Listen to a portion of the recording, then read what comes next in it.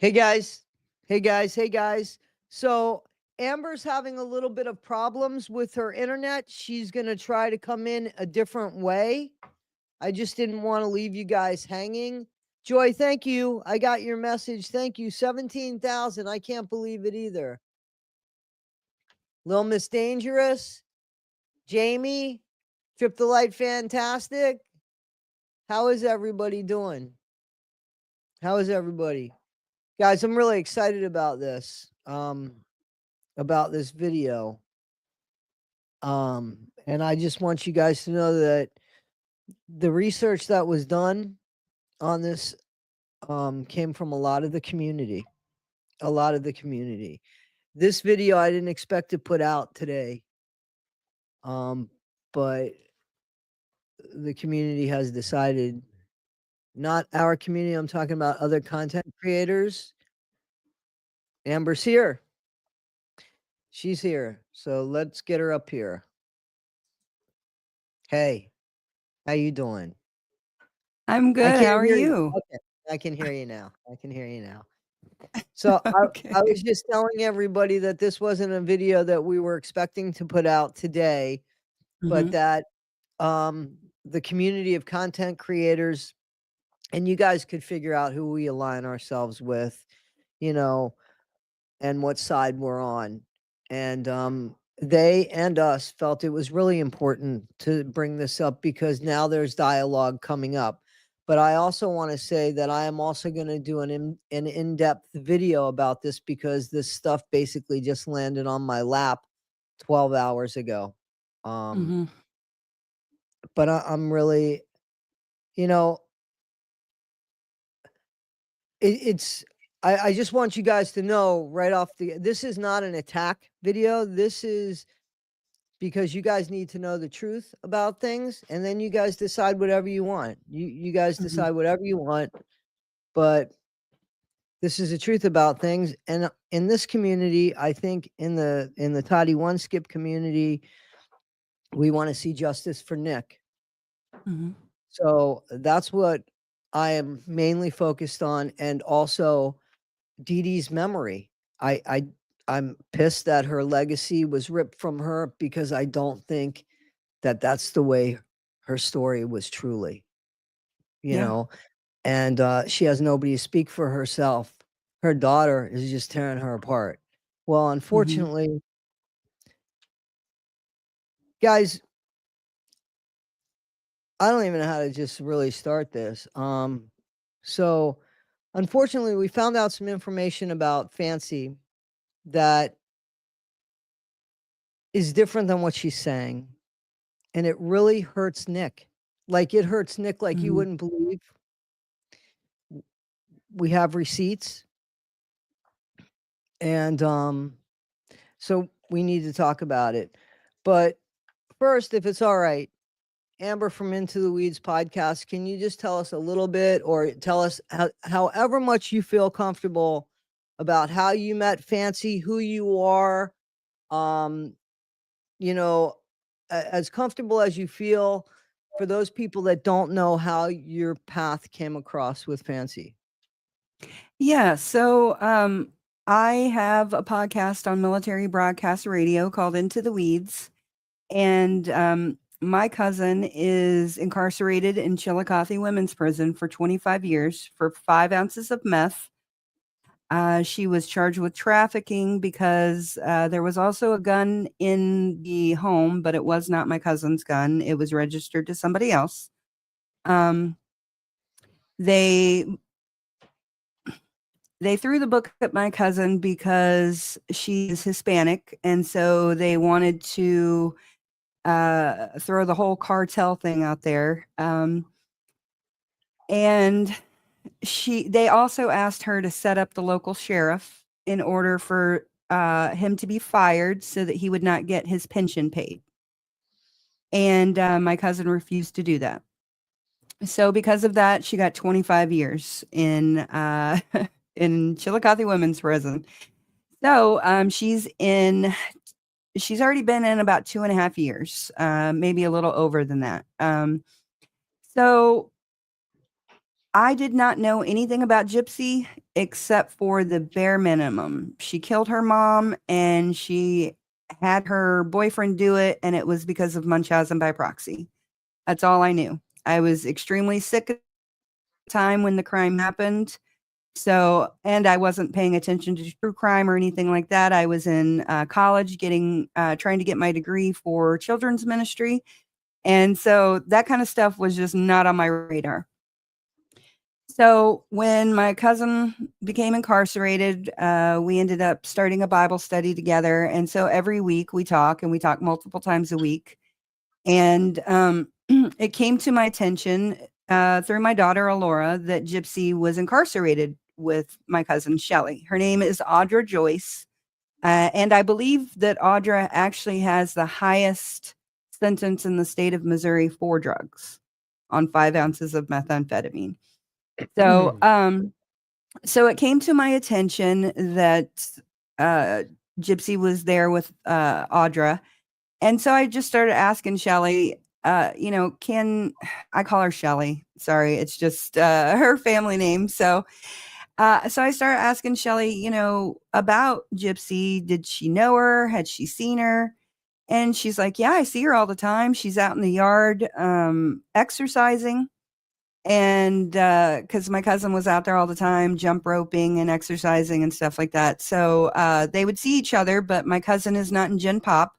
She's in a part of the prison that's called Women's Empowerment. And it's this whole group of women who are taking classes and learning about mental health and AA and all kinds of different things. So there's this whole wing in Chillicothe that actually focuses on that stuff. So Shelly and I just decided to pray for. So there's a whole program inside of Chillicothe. Is it only about rehabilitation with drugs, or is it something Gypsy could have joined? It's something that Gypsy could have joined. My cousin, you're only supposed to be in there for a little bit, but my cousin decided she wanted to take every class over and over and over and over again. And now she's become a facilitator. But yeah, you can go in there to learn about codependency, which I think Gypsy really should have learned about. You can learn about your hurts, habits, and hangups, from, what's that program? I can't remember what it is. But anyways, there's a bunch of programs in there. And they have the ability to take classes outside of the prison and things like that. So yeah, there's this whole wing where women work on themselves and better themselves. Okay, so Gypsy didn't do that, but anyway, so go ahead. So so how do you come across with Fancy? So your cousin's in there. Your daughter says, yeah, they know each other more or less, or they've come across each other. Well, So yeah, they're incarcerated in the same facility. So we were like, hey, by chance, have you met Gypsy? Because I didn't know how prison worked really. I still don't even to some degree. But and I talked to an inmate, at least 3 times a week. So plus other ones as well. So yeah, so my cousin and I just decided that we were going to take it upon ourselves to start praying for Gypsy because we were concerned about her. We didn't know anything about her case at all. Neither one of us did. And so, yeah, we just started praying for her, and we were praying for her for months, and talking about how we hope that she gets out there and does some really great things for the women there in prison and people who have been affected by abuse and things like that. So that's how we were approaching it. And then my daughter told me that Gypsy was getting out, and mind you, Shelly had been there already for like a year and a half before we had even started talking about Gypsy. So my daughter came and told me that Gypsy was getting out and that she wanted to meet Taylor Swift at a Chiefs game. And the very bare minimum I knew is that Gypsy had and her mom had perpetrated frauds and went and met famous people. And so my red flag, those red flags started flying, and I was like, "Oh, hold on, Shelley, we need to reevaluate this for a second." And so that's what we did. And so I went online and I started just looking up Gypsy Rose. I didn't go to the act. I didn't go to Mommy Dead and Dearest. I didn't do any of that. I went to YouTube first because that's usually where you can get the real information. So I Right. did that, and somehow Fancy's name came up and Rachel Garlick's name came up. So I started Googling them, and I came across Fancy, and my first impression was, holy cow, this woman is unhinged. But I heard nuggets of things that I hadn't heard before because, like, I'm new to this whole thing. So I'm like, well, let me stick around and let me pay attention. So that's what I did. I stuck around, I paid attention. She was bringing out things that I had never heard. So I just kind of followed along. And then Gypsy, well, actually, I decided that I was going to reach out to Nina and to Fancy to interview them because I had heard that Nina was being bullied. And so that's originally why I had reached out to Nina, because I had heard she was being bullied from Bree. And then I reached out to Fancy because Fancy said she was being bullied by the Blanchards. And so I just wanted to hear the story. And that's what I did. I interviewed her. And then 2 weeks later, basically, she is getting sued by Gypsy and her family. And I'm like, oh, wow. Okay. So I decide, well, I find out that she's actually being sued here in Missouri. And I'm like, okay, well, I live in Missouri. I'm part of Military Broadcast Radio. Let me go just check it out. And then, Fancy was on there talking about how she didn't have any money and it So was hard guys, for her to. so let me just, I'm sorry to interrupt. So guys, Yeah. those that don't know, and I'm sure there's only maybe nobody, but those that there might be somebody in here that does not know and heard the incident in Chillicothe where they go and the Mike Stanfield and the false accusation and Sarah and the kidnapping. That is the trip that Amber is talking about. So Amber Correct. was the woman that secured the room for Fancy, Correct. but her side is different than what Yes. Fancy's side is. But anyway, so I just wanted people to know who you were. Yeah, thank you.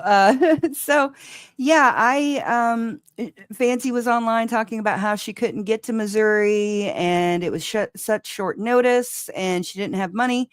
So I was like, hey, I reached out to her. I was like, hey, let me secure a room for you because it's going to be really short notice. And I was under the assumption, because Gypsy Rose was involved, that TMZ and all these media outlets were going to be there. And so I was like, well, let me secure a room for her right now. That way, when she rolls in, she can just do her thing. I didn't think that I would really meet Fancy per se in person. I thought that this was just going to be more of, I'm doing you a solid and hopefully, it works out for you. So now, That's well, all it let's was. be clear. So because there's controversy over the room and how the room was paid for and what was supposed to happen. Can you just tell everybody once and for all your side of the story? What did you expect to pay for? What did you pay for? And what were you being charged for? Because I know a little bit more than the other people. I've been on your panel.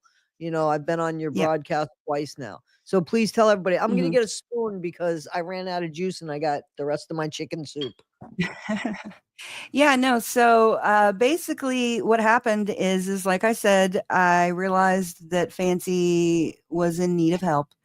And so I reached out to her and I told her that I would secure a room for her. That's all I said. I would secure a room for her. And that if she got in, I didn't say if she had gotten in earlier, but if she had gotten in earlier, we would have gotten dinner. But we ended up not even getting there until like 11:30 midnight. So there would have been no chance for that. So we, yeah, so I ended up paying Now, it was at the Fairfield Inn.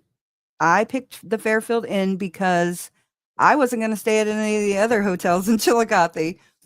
So Oh, so you were that's just staying in the hotel too. You were staying in a room too with your daughter. correct. I secured 2 rooms. I secured hers and Alora and I's for the night of the 4th, going into the 5th, and then I secured Sarah and Fancy's room the same night. Okay. Now, I checked out of the hotel, but for some reason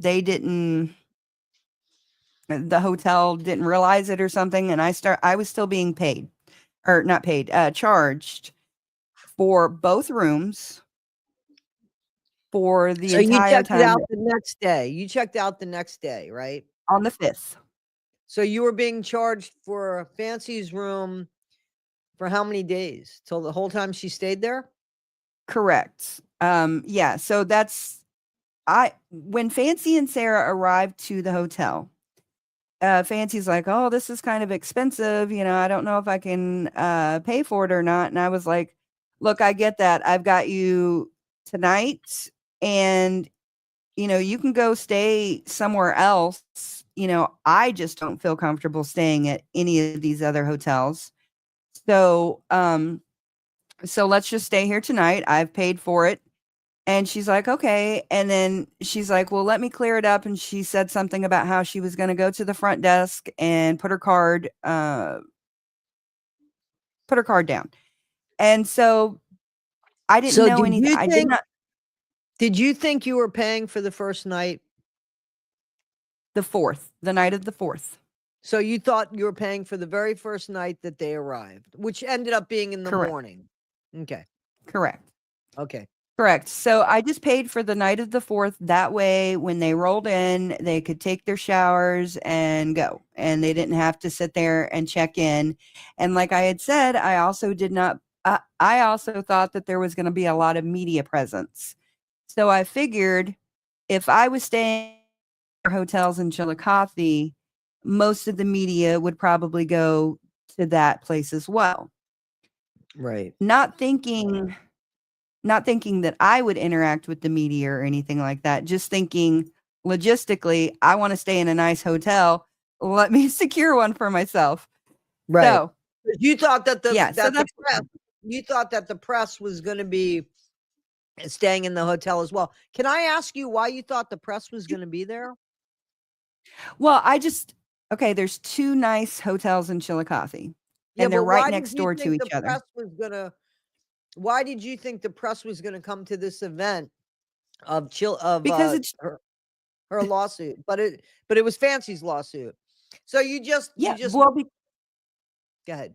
so history has shown that anything to do with Gypsy Rose, especially since she has gotten out of prison, it's a media circus. And so I Okay. figured, I wasn't sure if Gypsy was going to be there. I had no idea. So I'm just kind of operating on what I've seen in the past.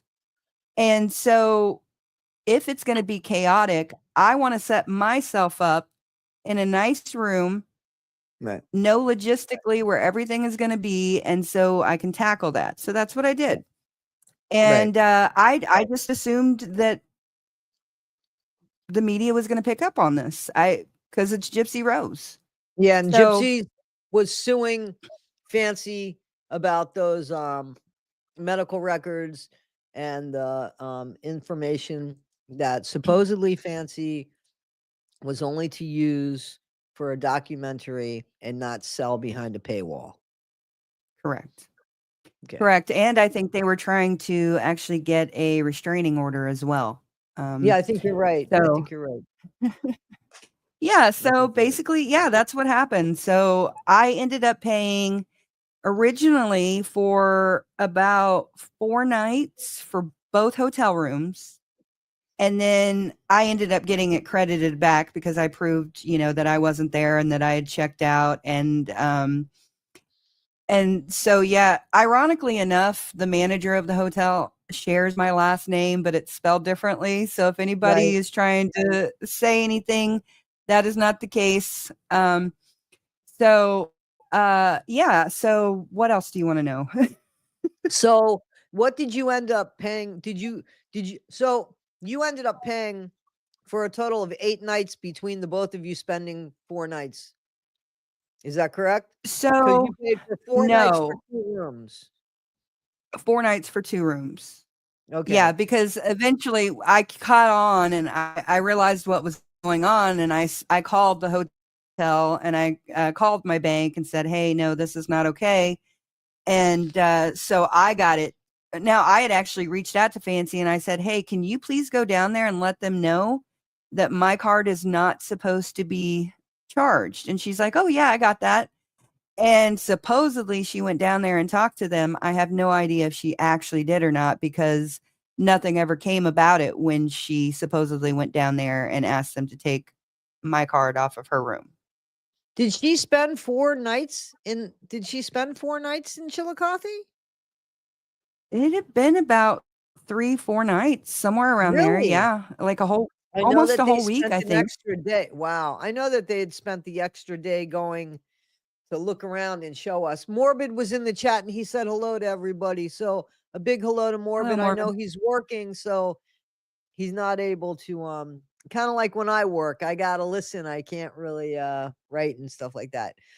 Um Yeah. so so anyway, so when you said to her, because I think that this is a good idea to show who she is firsthand.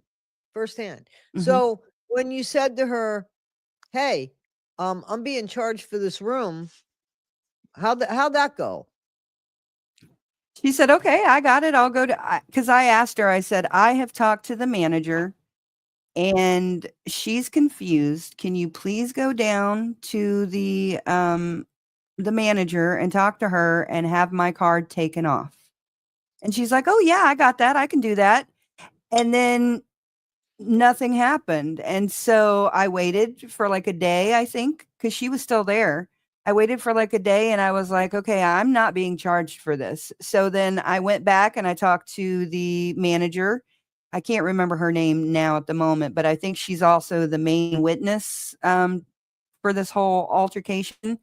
But yeah, so I talked to her and then I talked to a man who has my last name spelled differently, and eventually it got cleared up, but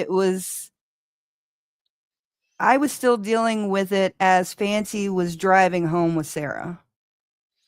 So did you ever speak to anybody and they said to you, "Yes, this woman came down and put a credit card down"?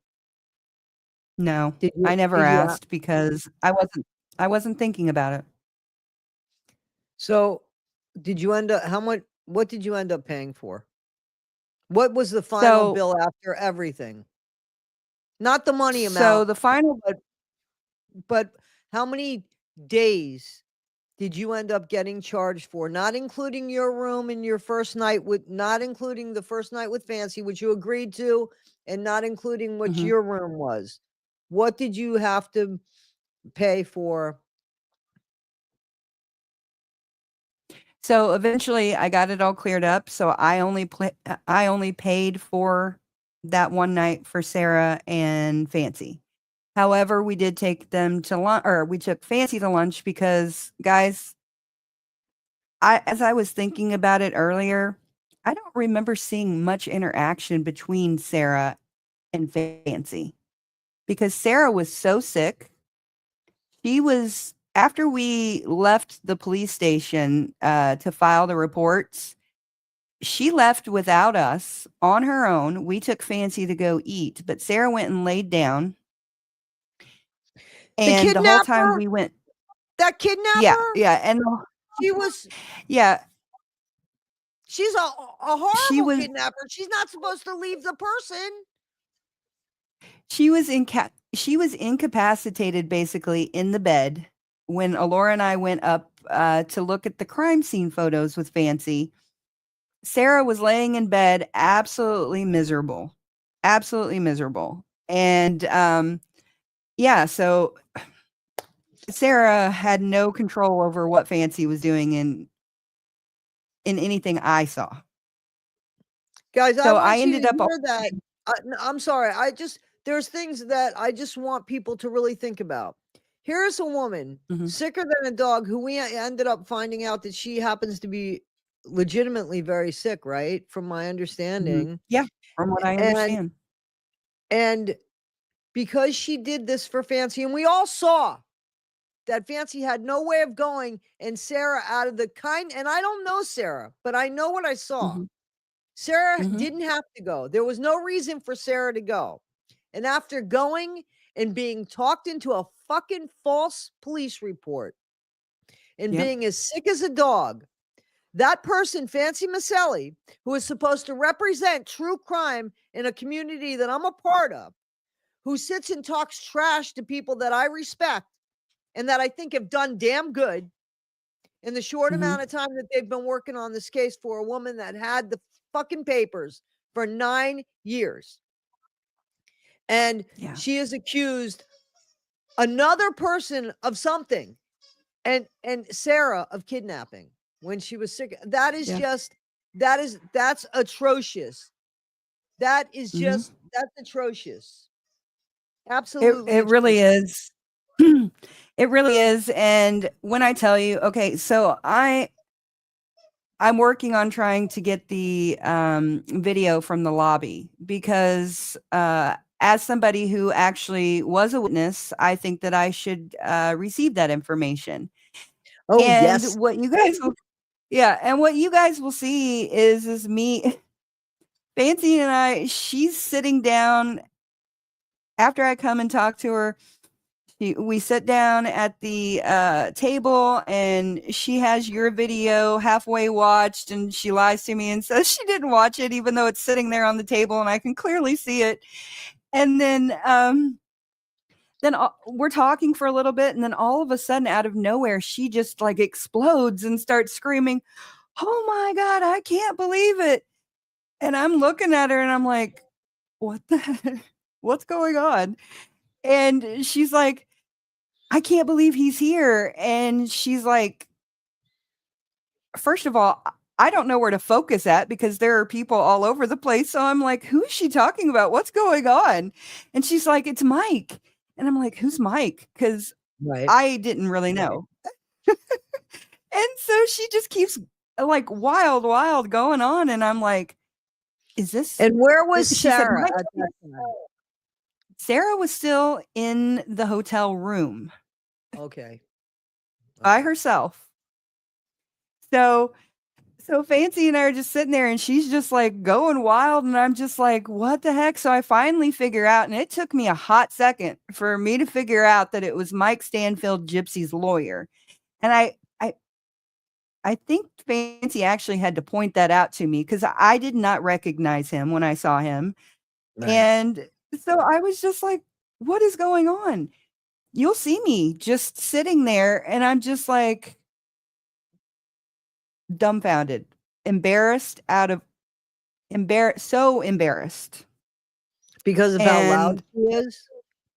Loud, obnoxious, embarrassing. And then she has her phone up, as Mike and this gentleman who I guess is her bodyguard, which I have always said that I felt like he was an enforcer, I remember that. Or a sergeant at arms, that's what I felt like. And so they come up to get their food and their coffee and everything, and Fancy's got her phone up, and they're like, the blue shirt guy says, "That's not appropriate. Don't film us," or whatever. And Fancy's like, "Oh, he's yelling at me." And so she gets up and she just walking around, filming them and taking pictures and stuff. And I'm just like, oh my gosh, I can't believe this is happening. And so it just, it escalated. And what did you see happen when Sarah came downstairs? Yeah. So, both Fancy and I had texted Alora and I'm like, "Get down here. Mike Stanfield's down here." Alora probably didn't even know who it was. And then Fancy, called or texted, Sarah, and she's like, "Get down here. Mike's down here." And so Sarah eventually comes down like 15, 20 minutes after she finds out that Mike's down there. And Sarah just comes down. She's, Sarah. And if you know, it just is what it is. And so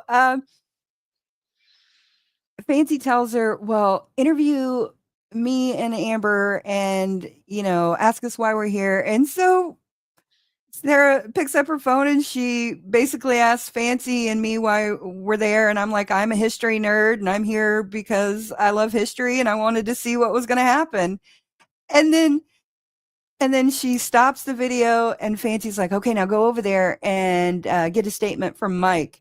And Sarah's like, what? I mean, like literally like a deer in the headlights. And I'm just, I'm just looking at Sarah and I'm like, are you really going to do that? And so Right. Fancy's like, you're a reporter. You're part of the media. You can do that. And Sarah's like, I am a part of the media, aren't I? And she just kind of walks over there. And then I didn't realize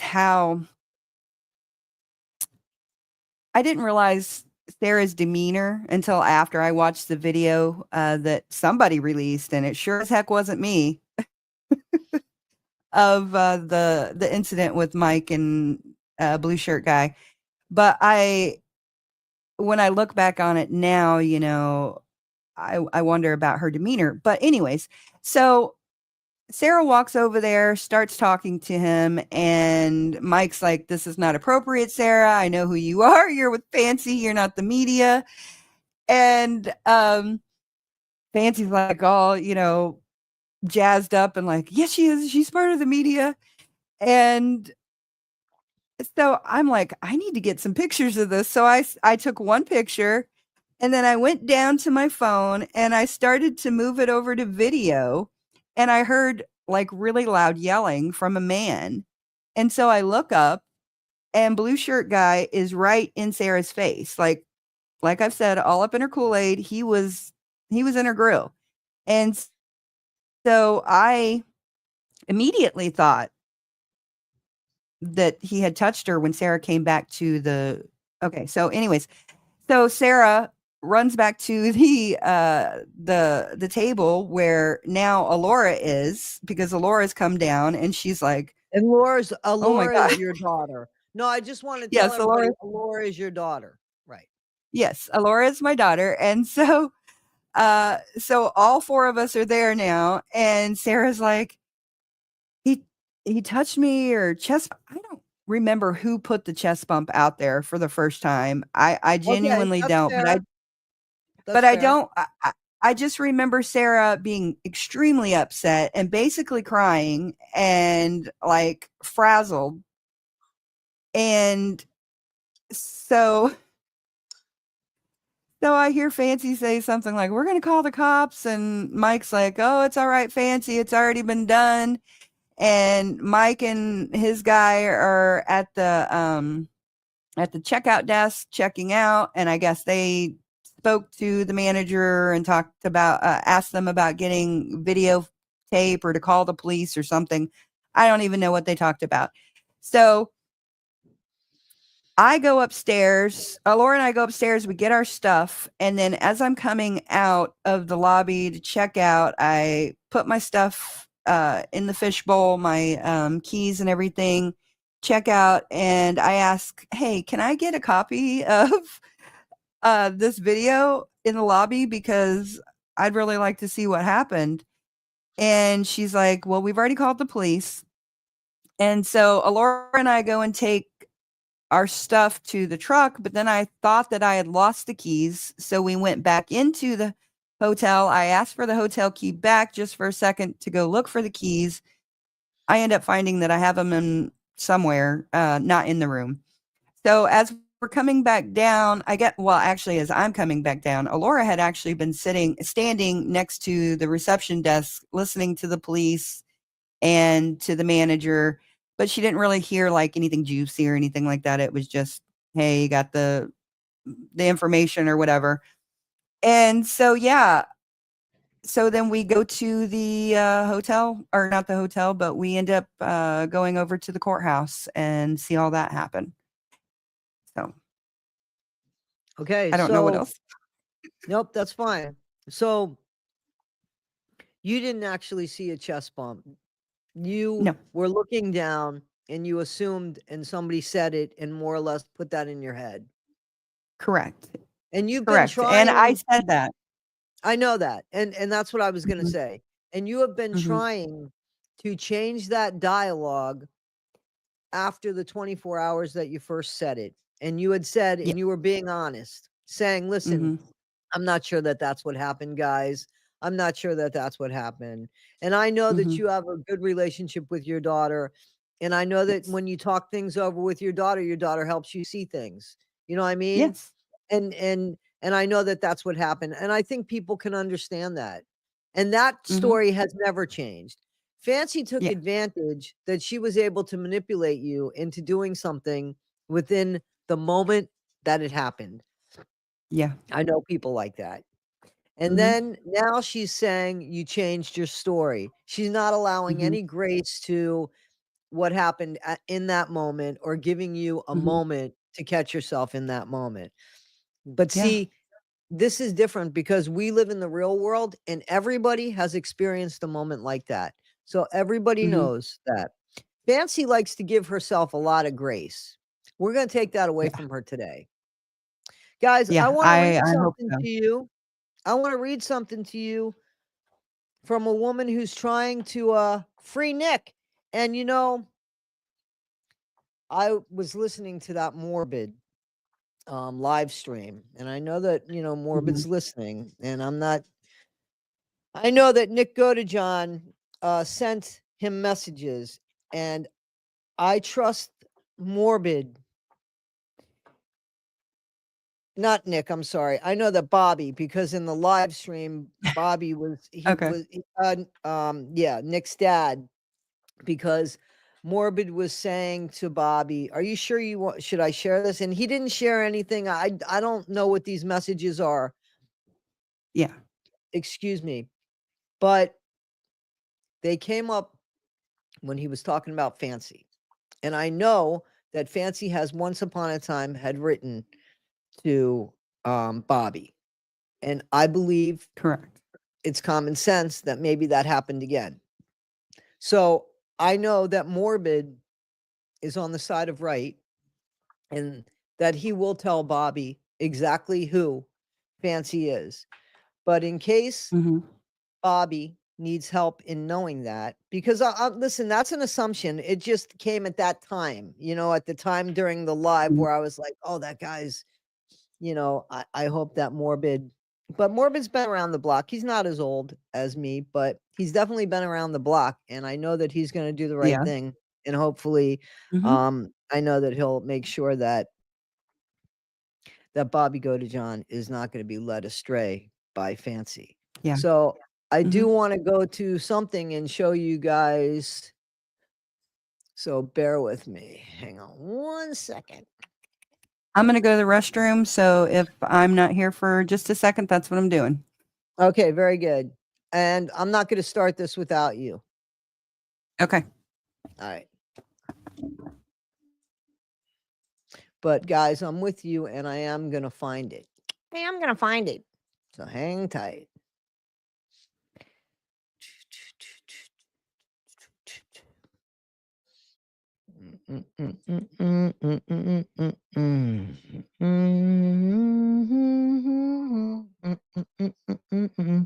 I did unsubscribe to Fancy Maselli. I did unsubscribe to her. So where's my watch list?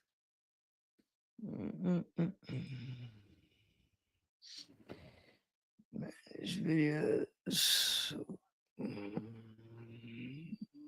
Playlist.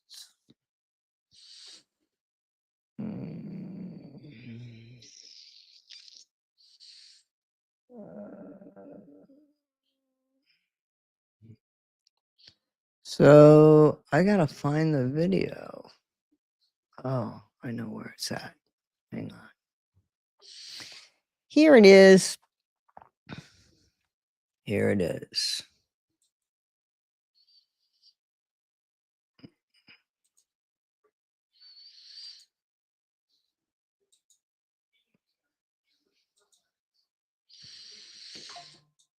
Hello, everybody. Who's that? Oh, I'm just saying hello to everybody in the Oh, chat. you're back. Okay. Okay. So you're back. I didn't realize you were back. No, you're good. Okay. Very good. So I just want to get to where I could see all of us. Hang on. Everybody's laughing. They're probably going, Toddie1Skip. All right. Hang on. No, you're good. Okay. Yeah, no, I'm not. Not really all that good because now the video's up, but we're not. We're not up here with the video. Actually, I Well, don't know I can where. see you. You could see what though? What can you see? That's what I I want can to see know. you and the video, so it should be presenting that way to everybody. Really? Because I don't see that. Hang on one second. This is why I don't do stuff like this. Okay, this is the way I want it to be. Perfect. So, okay. Oh, people are saying welcome back. Okay. Thank you. Hey, gaming with Bray. Are you the person that put out that video that I used? Are you that person? Can you let me know? Because I'm hoping you are the person so that I could tell you thank you very much for that video because I couldn't read where that video came from. The one that I just used that had fancy, it was about fancy. I couldn't make it out. I did everything I could to like show that. Anyway, I thought that that was the name of that person. Okay, so guys, I want to show you something. So let me get rid of some of this stuff that's up here. Oh, well, I'm kind of afraid to do that because I'll probably. All right. All right. Let me just see. Okay. Sorry about that. I'm not as technical as you guys. All right. No, I just started learning myself. Morbid had to help I me know. when he was on my stream. Right. He said you shouldn't tell people that because I don't think Morbid likes everybody knowing that he's such a good guy. But I guys, know, right? Morbid is a good guy. We all go to He Morbid for is. help. He is patient. He's a good guy. He's a good guy. He's definitely a good guy. Yes, he He's is. probably cursing me out at the moment. Guys, I don't know if you can see this, but I want you to see it. So right here, it says hashtag Team Natasha.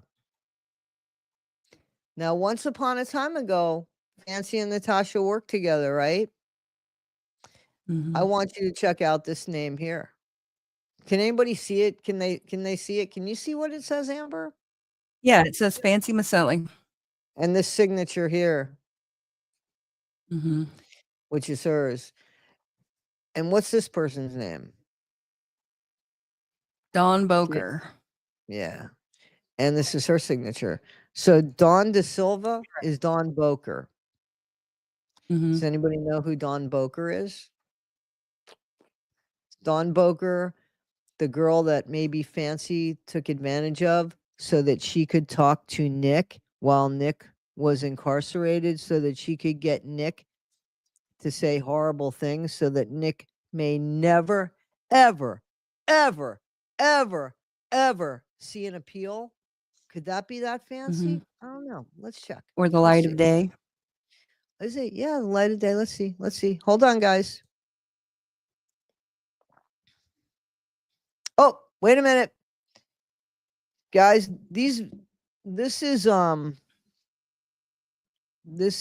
text messages. Guess who it's from? This is from Fancy to Mr. Ken Urker in 2019, I believe it is. Yeah.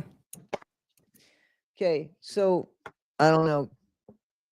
Could you read this or do you want me to read it? Only because Yeah, I got this sure, I can read it. big mic in front.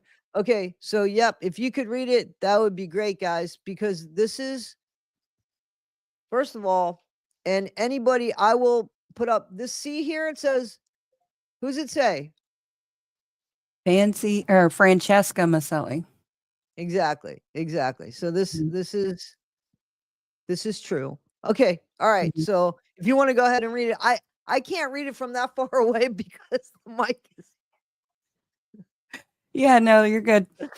Just thought I'd let you know we now have the complete inside story on Nick, and we intend to make sure that guy never gets an appeal or sees the light of day. Thank God Gypsy escaped that sociopath. Hope you are well. Now, this is Ken. Hey, it's been a while. Hope you're all right as well. Yeah, I've been super busy working 6 days a week trying to get this move on. What did you find out? I'm super curious. But yes, I totally agree. Fancy says, when are you moving? I'm doing well. I head to Cali on Wednesday to pitch the show. I'll be there about a month at least. I've got emails from him to a secret source. Nothing anyone has ever seen. And that person is working with our psych team. Listen to that. Working with her psych team to extract all of the information about him. He's seriously sick, Ken, like psycho sick. I can't reveal a whole lot yet because Hang on. Hang on. I'm getting there. I'm getting there. Hang on. Hang on. I'm getting. Why do we have? Wait a minute. Why am I here twice? Hang on. Hang on. You're sharing it a couple of times. Hold No, on. wait a minute. What happened there? Ah, shit. Hang on, So guys. you were sharing it a couple of times. So Okay. Is that what it was? Okay. yeah. I'm Mhm. sorry about that. You should have done this part clearly because I suck at this. No, you're good. Guys, don't let my weird, so incompetence make this not what it is. Don't let my incompetence yeah. screw up the fact that Fancy should be on everybody's shit list here. Because it gets Yes. better. It gets better. Mhm. So hang on, because you're going to hear what she calls this girl. It's sickening. It is sickening. Mhm. All right, hang on. Let me get to the thing again. Sorry, I still don't know where I'm at. Okay, hold on. No, you're good. I didn't mean to keep sharing it. That's all right. We got to have a little bit of comedy here, I reckon. I mean, I don't know what else to say. We got to Oh, have a yeah. little bit of comedy here because this really pissed me off, as you know it did. As you know it did. Yeah. All right, here we Yes. go. Videos. Where is my stuff? Oh, I'm on the wrong thing. I think so. Wait a minute. Where is it? Latest. You should see me trying to teach veterans how to podcast. This is terrible, though. I really need to get to where we were, and I can't like find it. Hang on. Oh, here it is. Okay. So let me get this. No, where is that thing? Okay, I keep trying to, and it's not. Put it It's in the like, private chat and I can put it on the screen. yeah, I don't know how to do anything like that. I could email you the stuff. I could send you the stuff, and you could put it up. How's that? Yeah. I'm gonna Well, send it. if it's just the messages, I can just put the messages up. Hold on, let me Yeah, that's what I find them was real quick. doing. I was just reading the messages. Yeah. Okay. So let me find you again. Sorry, guys. I'm sorry. I never claimed to be good at this. Like, I'm not good at this. No, you're good. So I'm really sorry You're about good. this. Renelle, me making a fool out of myself. That's what you missed. Guys, Renelle Smith is in the chat. The moral compass of social media. Somebody who definitely doesn't play games and is more fair than the average bear. And I mean that. So we were reading messages from Fancy exploiting, it seems like, a young woman who has mental illness who, well, you're going to hear it. I just don't know how to do it, apparently. Hold And I on, had, let me figure out how to do it without letting people know. do you want to Okay, go and this come back? should be okay. What do you see? Okay. No, I see it. I see a message. Is everything on that Okay, message? so Is everything on that yeah, message covered as far as names go? yes. So I'm going to go to the next one. Okay, so you want me to put this up now? Oh wait. Ooh, dang. Okay, hold on. I got to put it up. It's asking me to put it up. No, go ahead. Go ahead. Okay, it's asking me to put the message up. So there it is. Is that the one we just read, or the one you just read? Yes, correct. And then there's another one though. Yeah. Yeah, hold on. I'm So wait a minute. trying to. Yeah, I was gonna there. Okay, but I want to. Yeah, that's the one. Yeah, Okay. go back. I wouldn't go to that one Yep. first. I would Okay. go to the one that continues the message with Ken. Right? Yeah, hold Yeah. on. Let me. Okay. Oop, get rid of that.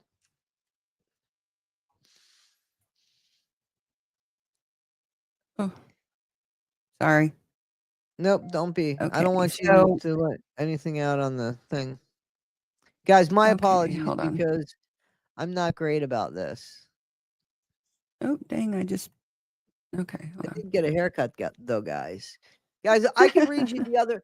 You know what? I could read you these messages and then we could put them out. I don't have a problem with that. You Yeah, know what I'm because saying? I don't want to mess with my internet Yeah. too much Yeah, and kick me I could off. read you these messages and then I could put them out. I don't have any issues with that. I have no Okay. problem. No shame in the fact that I don't know what I'm doing because I didn't fuck anybody over. I didn't take Yeah, and advantage of I've got them anybody. on my phone I can actually Yep. read, but So yeah. So okay, so yeah, read the second one. And as soon as we're done, I'm gonna put this little video up. I'm gonna put this 40-second okay. video up and I'm gonna tag it inside of the bio. In the bio, you're gonna see a video, guys, that's gonna be like 40 seconds long. What happened, Amber? Amber's not, she left me. Okay, I'm gonna read the message. Hang on. All right. So the one that she read was, I don't know where she's at. She's coming back though. Yeah, I got my hair cut. So just so that you know, I just want to go into the one that she just read. Just thought this is from Fancy to Ken. This was on June 17th, 2019 at 2:42 a.m. Just thought I'd let you know we now have the complete inside story on Nick, and we intend to make sure the guy never gets an appeal or sees the light of day. Thank God Gypsy escaped the sociopath. Hope you are well. Ken writes back, hey, it's been a while. Hope you're all right as well. Yeah, I've just been super busy working 6 days a week. This is Ken still talking, trying to get this move on. What did you find out? I'm super curious. Again, this is Ken. But yes, I totally agree. So Ken's talking about that, yeah, it's a good thing she got away from that sociopath. Right. Mhm. And then Fancy says, when are you moving? I'm doing well. I head to Cali on Wednesday to pitch the show. I'll be there about a month at least. I've got emails from him to us. I have emails from him to a secret source. Mhm. Nothing anyone has ever seen. And that person is working with our psych team. She always said Dawn never worked with her. Our psych team. And she lies. So, guys, those that follow Fancy, she lies to you. Psych team to extract all the info about him. He's seriously sick, Ken. Like scared sick. I can't wait a minute. Sorry. I can't reveal a whole lot yet because I don't know where the rest of that goes. But there's 2 more. So hang on. Well, there's a couple more. Oh, so Mhm. Ken writes back. Ken writes back.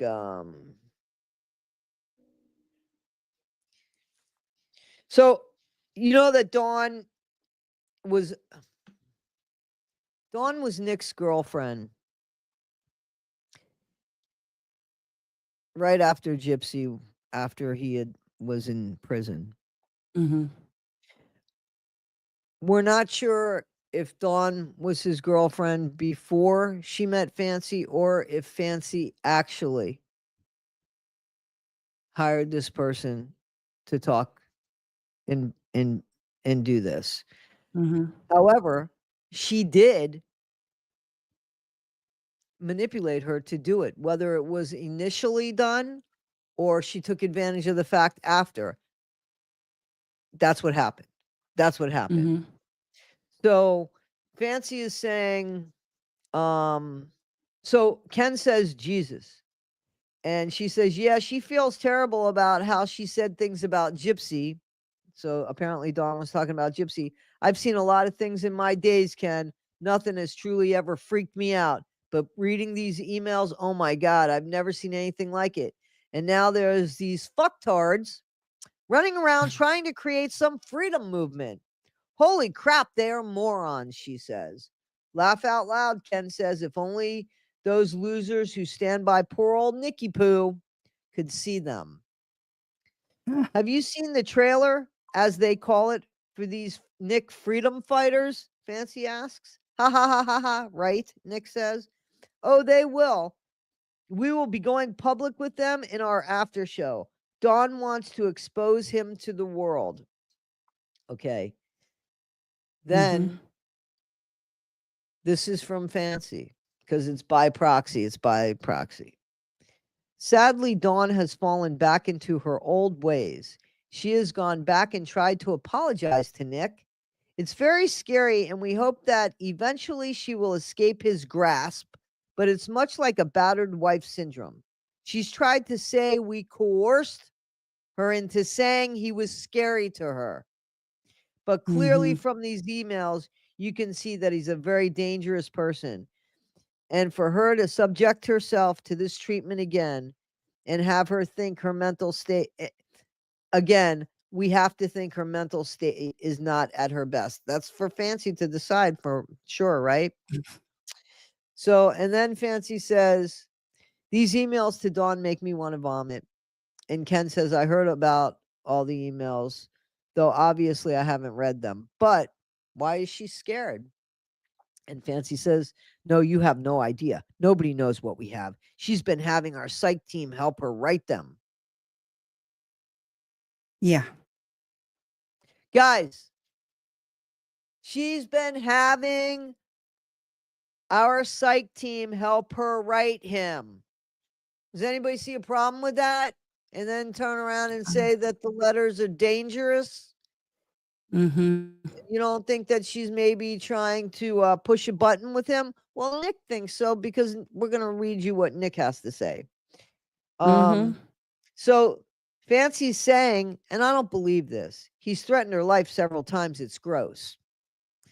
And Ken says, like I said, I've heard about them, but haven't seen a single one. She emailed Gypsy about him and how crazy he's been being, and she told me. So he had emailed Gypsy. That's kind of weird because, you know, two inmates, I didn't think they were allowed to write to each other. They weren't allowed to write in Virginia where I worked.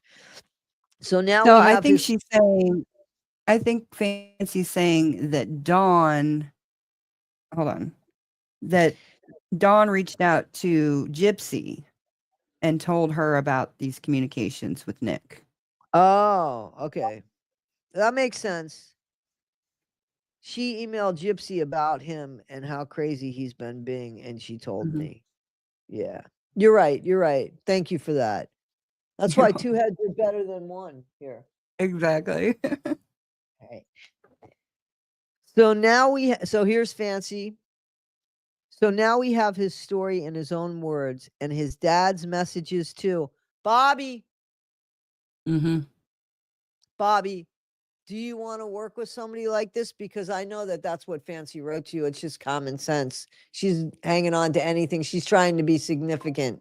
And the Petries don't want to work with her. Yeah. So now we have his story in his own words and his dad's messages too.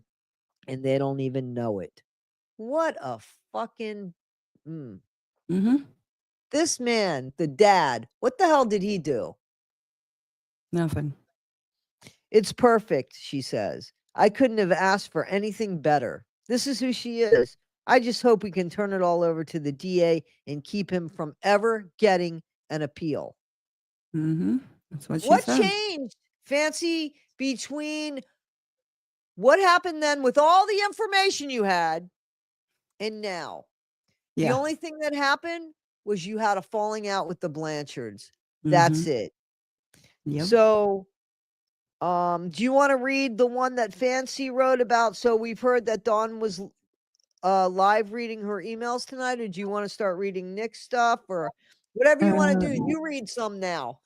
yeah, no, I'll read that. Hold on.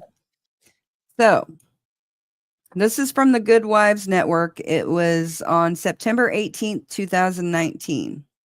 And I'm assuming this is like a Facebook post or something. So, we've heard that Dawn was live reading her emails tonight. In her apology, she claimed that she was forced to say he was abusive and a sociopath. She also self-proclaims as having schizoaffective disorder. Schizoaffective disorder, now here's Fancy schooling us once again. Schizoaffective disorder is a combination of symptoms of schizophrenia and mood disorder, such as depression or bipolar disorder. Symptoms may occur at the same time or at different times. Cycles of severe symptoms are often followed by periods of improvement. This sounds similar. Symptoms may include delusions, hallucinations, depressed episodes, and manic periods of high energy.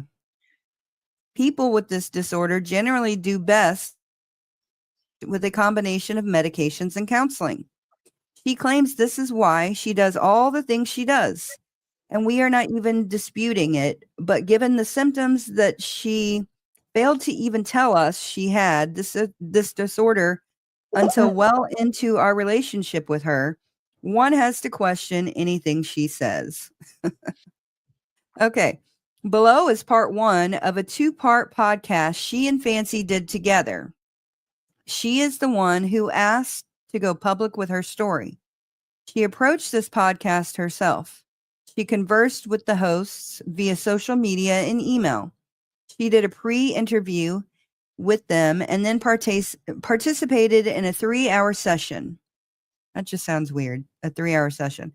Okay. They are her own words and thoughts, and she was in no way, no is capitalized, no way coerced into it. Later tonight, we will upload the live Facebook video we did a while back with her as well. We feel the people following this case definitely need to hear her speak about Nick. Warning, Fancy was a bit overly zealous this day, so turn down the volume. Some didn't realize it, but she was very animated, LOL. And then there's a link to the highcrimepod.com. Okay. You want to talk about that? Yeah. Yeah. And we're gonna put all this stuff up in the bio. You just gotta give us a chance to do it. We're gonna put it all up so you guys could read it, you could share it. But one thing you can't say is that we didn't bring receipts. Mm-hmm. So yeah, go ahead and talk about how disgusting that is for somebody who, you know, she's saying the wrong diagnosis of Dee Dee was done, and now who is this person that is trying to tell us how sick somebody is? Like, defamation. Who the hell are you to down because this woman didn't agree with you? It seems to me like, if I'm reading this, it seems to me like maybe because there were two scenarios when asked Yes. when was the meeting, right? So the person said that that there's two things, that Fancy possibly that I'm sorry, Dawn possibly met Fancy because she was picked for the job, and it would have been in a Facebook group, and or Dawn had already started a relationship with Nick, and Fancy was part of a Facebook group that Dawn was part of, and because she was so frustrated with what was going on with Nick, she reached out to Fancy. Mm-hmm. I don't know how you just reach out to somebody, How could your luck be so piss poor that that's the person you reached out for? I would think that you were probably, targeted by Fancy, I think so and too. and and probably because you had a relationship or you were having a relationship with Nick. So here's a guy who's one woman has already said your life is of no use. I am going to walk all over you. I am going to use you and abuse you, and then I'm going to throw you in jail for the rest of your life. Mm-hmm. And then another woman has decided, and by the way, you should have no happiness while you're there either. That Mm-hmm. person, guys, is fancy. Yep. That person is fancy. Do you see how vicious and mean and cruel that is? That guy needs to wait. I've worked in a jail. I've been in there. Mm-hmm. I know how hard it is for these weaker inmates to fucking get out of bed. Yeah. And they have to, because they get in trouble if they don't. And And some we've of seen them, evidence of that. honestly have a hard time. So these women that come into their life, especially for somebody like Nick, it's not about the money. It's Mm-hmm. about them being there. And we're going to hear Nick's pain, because the next thing we're going to read comes from Nick, a Yeah. guy who was on a Christian dating site. That's what he was, on a Christian dating site, Mm-hmm. when Satan Gypsy plucked him up. I agree. All the guy wanted to do was date. And look Mm-hmm. at where he's at. And Mm-hmm. nobody has given this kid a break. Nobody has given No. this kid a break. And No, they haven't. and I'm not saying Nick should be free. I'm not saying Nick shouldn't be free. I'm saying his circumstances should be reevaluated and reconsidered, because they're true. And then let the judge decide. But at least let him have a fair shot. So, do you want to read the Yeah. do you want to read the, or do you want to say, please say something, because I went off on a tangent. I just pictured him in that crappy old jail that I used to work at, where everything smelled like metal and steel. You know how that's, Yeah. and there's just, the walls are fucking yellow and still peeling, and there's not enough like ventilation and stuff to, anyway. Yeah. And the water is slimy. Yes. No, I completely understand. And it's very frustrating when I look at all of this evidence. Like, I heard about Don Boker in the beginning when I started hearing about Gypsy and learning about this case. But I had Right. always thought that it was Gypsy's people who had gotten her to do what she was doing. I never realized that it was actually Fancy actively taking a role. And we're even going to look at some other stuff where, I mean, Fancy was basically the president of the club of this group of people, and I get so sick and frustrated with Fancy just going out there and diagnosing everybody carte blanche, and telling everybody what they're supposed to see or what they're supposed to feel. And for too long, Fancy has been the illustrious maestro of uh, the Gypsy Rose case. And I think it's Self-proclaimed expert. yes, You just exactly. can't say that anymore, I don't think, because I haven't Yeah. heard her say it. Yes. Well, that was part of the lawsuit is that she couldn't go around saying that she was the expert. So she Well, started look at calling her. what an expert she is. I mean, look at what an expert she is. That's the point. This isn't about picking on, I don't care what her name is. I don't care what kind of relationship I would have with this person. Here is somebody that calls out people for bad behavior, and somebody that looked at a young guy and decided, because she was fired by the Blanchards. That's how this came about, supposedly, that they let her go. And she said, no, I can help with this. And that's, this whole manipulation started. And I believe that, because I do believe Fancy has survivor skills. I do believe that. She has survival skills. She does. She's street smart, but she ain't that street smart. And I feel like you're stuck. Are you there? Yeah, she's stuck. Amber stuck. But I do feel like that. And it's just Oh, sorry. Yeah, no, no. she does have survivor skills. Somebody said the other day,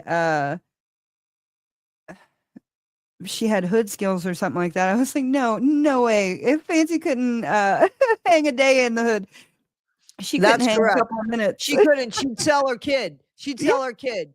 Oh, She'd sell her totally. kid. You know what Totally. I'm saying? No, no, no. She wouldn't survive with any real time in jail either. Hmm. You know, she might survive for a week, but she ain't surviving with any real time in jail Hmm. either. You know what I'm No, saying? and I honestly think that Fancy wants to be a martyr for this case. I actually believe that she wants to go to jail, in my opinion, but that's just my opinion. I don't So, believe. I mean, that's cool. I think that she just wants it. She wants to be she wants everybody to be what she thinks she is in her own mind, mhm, a legend, and she's no legend. And the way you go about doing things, this is nothing that I would want to be known for. no. I would rather not say a fucking word and nobody know who I am than somebody think Toddie1Skip, oh, she's the one that tried to throw this person in jail because or keep this person locked up because she got fired from somebody, and instead of learning and taking it on and learning what's wrong with the situation, she just said, fuck it. Fuck this Mhm. guy. Fuck his family. Burn it down. Mhm. You know? Yeah, and And her lives have been showing she just completely burns everything down. And so, yeah, so we're going to we're going to read, this is supposedly from Nicholas Go to John. Now I have, well, it's on his Securus. That's the same. What I have the thing too. That is I the do way. too, but That's the way it comes through on the Securus. Why do you feel like it's different? only because I don't trust anything that Fancy's put out there. So I am told these are Dawn and Nick's emails, but Oh no, Fancy has I put don't know these what out. you're reading. I'm sorry. I thought you were reading. I no. I think no, no, no. I see what you're saying. I see what you're saying. But no. I think that this is his. But anyway, I think that this is his. I think Yeah. so. Yeah, Okay. and that's totally fine. I'm just more of somebody who uh Skeptical. yeah, I'm very skeptical, especially having dealt with her personally. So okay. So this says it's from Nicholas Godejohn on 9/9/2019 at 2:51 p.m. It says, Dawn, you were using me from the start. Do you really believe that I believe you when you say you worship me? Give me a break. Now that's all in capital letters. No. No one who worships someone else treats me like you did. Just using me for Fancy's info. I'm not dumb, so stop acting as if I am. See how easily you moved on? You never worshipped me. No one has ever done it. If you did, I would have known. Well, you just proved again that you wanted to use me again. Stop the bullshit. If you truly wish for us to work, you should stop fucking around or fucking attacking me. Didn't I say that true love doesn't become rude? All you have done is attack me. So, for all I know, what you had was an infatuation. Otherwise, you would be trying to even work out a friendship with me. Exactly. You aren't even doing was okay. You weren't even doing that. So, you never worshiped me or even loved me. It was more of an infatuation. Sad though, because you have no empathy for me. I see it. That is also how I know it was all a game to you. If you truly cared, you wouldn't give up. That shows a weak character on your part. So I am sure you never worshipped me. Face it, you only said what I wanted to hear to lower my guard down, to get me to trust you. Sorry, the last time I trust you, you burned me. So if you want to work on a friendship, maybe that is where we should start. Otherwise, don't tell me you love me or even worship me when you couldn't prove it. Talk to you later when something ever truly cares. Whenever whenever you truly Okay. care. Yeah. Whenever you really care. So I believe that totally came from Nick. I've gotten Mhm. a few correspondence from him. You know, he I think he writes pretty well. I gotta give him that. In the Yeah. things that I got from him, he writes pretty well. And I kind of thought that actually maybe somebody was, telling him what to write. But imagine feeling that,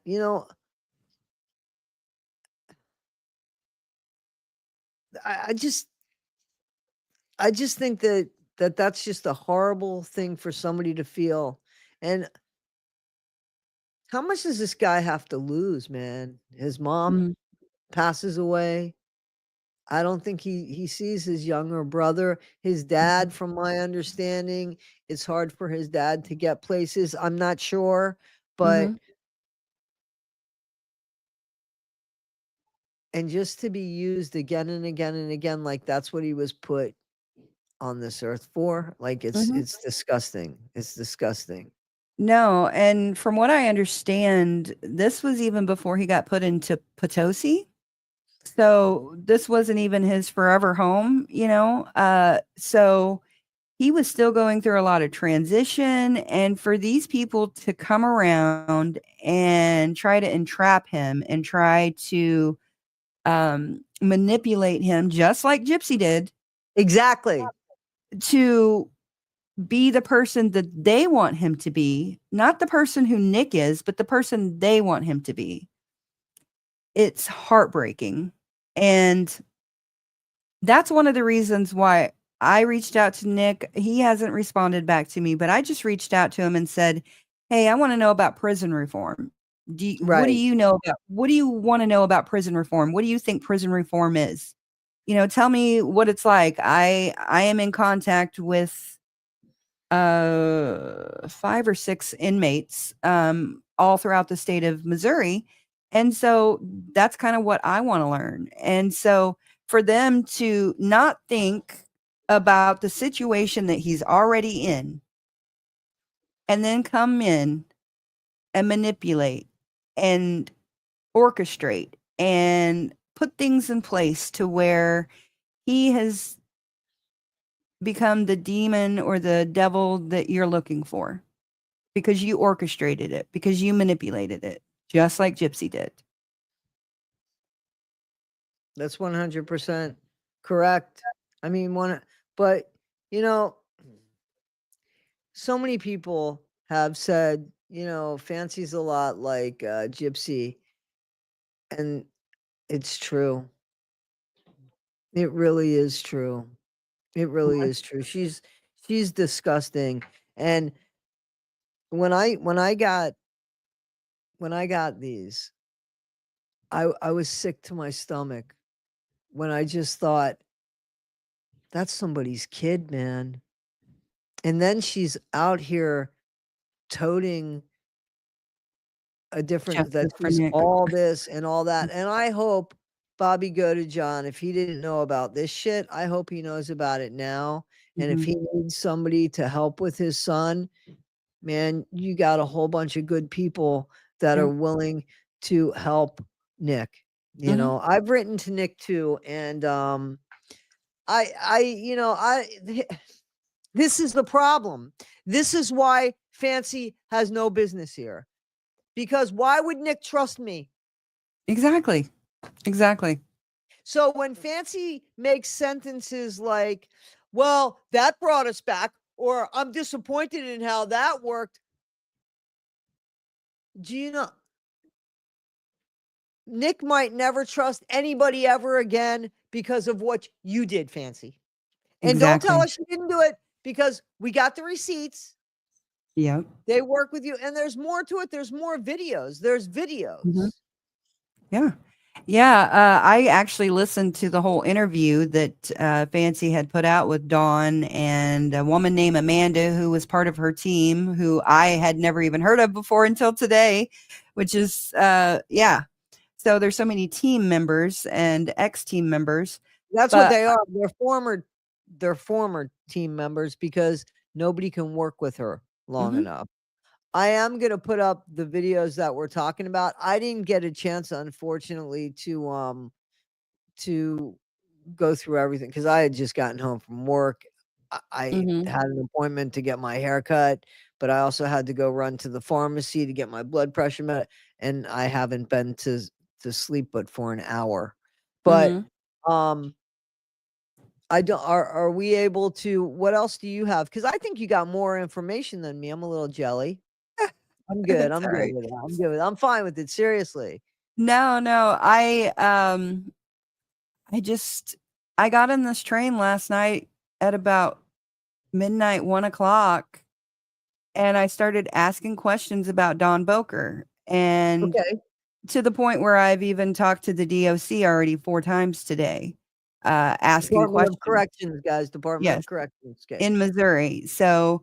Um, so I'm trying to figure it out because, like, okay, so look, I I had originally thought Don Boker was fancy.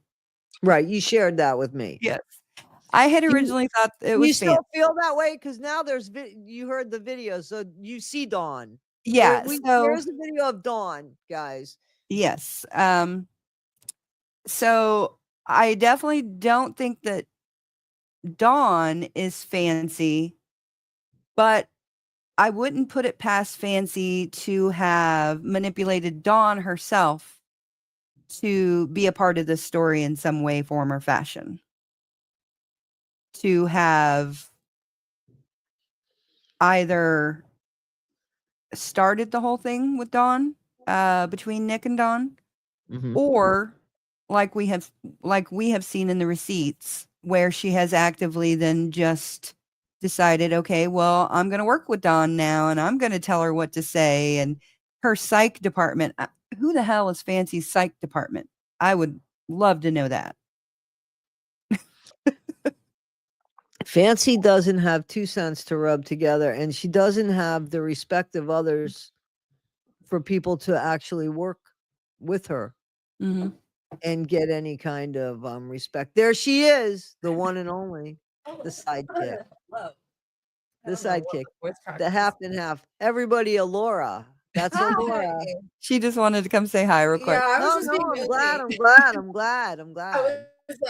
I was at work and then I checked my phone after I was like done doing something and I was like, oh, okay. And I got like a notification for this live and then I was watching y'all for a little bit and then I've been standing here for a couple minutes just trying to make sure that y'all were able to talk. But hi. Hi, how are you? I'm doing pretty good. How have you been? Good, I'm good. I'm good, thanks. Thanks for asking. It's a little cold everywhere though. Little cold everywhere. Oh yeah, Oh, totally. yeah, absolutely. Okay, yeah. Dawn? Yeah, Dawn Boker. So I don't now I don't think that Fancy is Dawn, and I don't think Gypsy's Dawn now because I was going back between the two. Uh I think it's a real person, but I'm not sure how much Fancy actually orchestrated the whole thing. Well, it's really sad because I'm not going to argue with that because I don't trust Fancy at all, and that Fancy did that. Fancy Mhm. did that to herself. So the And fact that we don't trust her even when she speaks, that's her problem and her fault. yeah, But and I will she say the slowed this story. down. She slowed this down, and she not only ruined him Mhm. again after somebody else did, and she knew it. And I mean, she's saying now, poor Nick, poor Nick, you own your shit. Mhm. Own your shit. I don't know how you come back from this. I mean, I No. honestly don't know how you make amends doing that. Mhm. I just don't. There's not. And I have been somebody who's tried to give her grace, benefit of the doubt, and second chances. I will no longer respect Fancy, and I will no longer respect April Johns enough to call her Fancy. Wow. Because, in my opinion, she is living in a fantasy world. She lives in a fantasy world, just like she accuses Gypsy Rose Blanchard of living in. I believe that Fancy is just as guilty as Gypsy Rose Blanchard is. having secret accounts, Okay. Maybe not as guilty as Gypsy. She hasn't. as having secret Oh, accounts. Okay. Sorry. Ooh, I was like, yeah. As having Okay. secret accounts, as in manipulating people. I believe that Gypsy and Fancy are on the same level.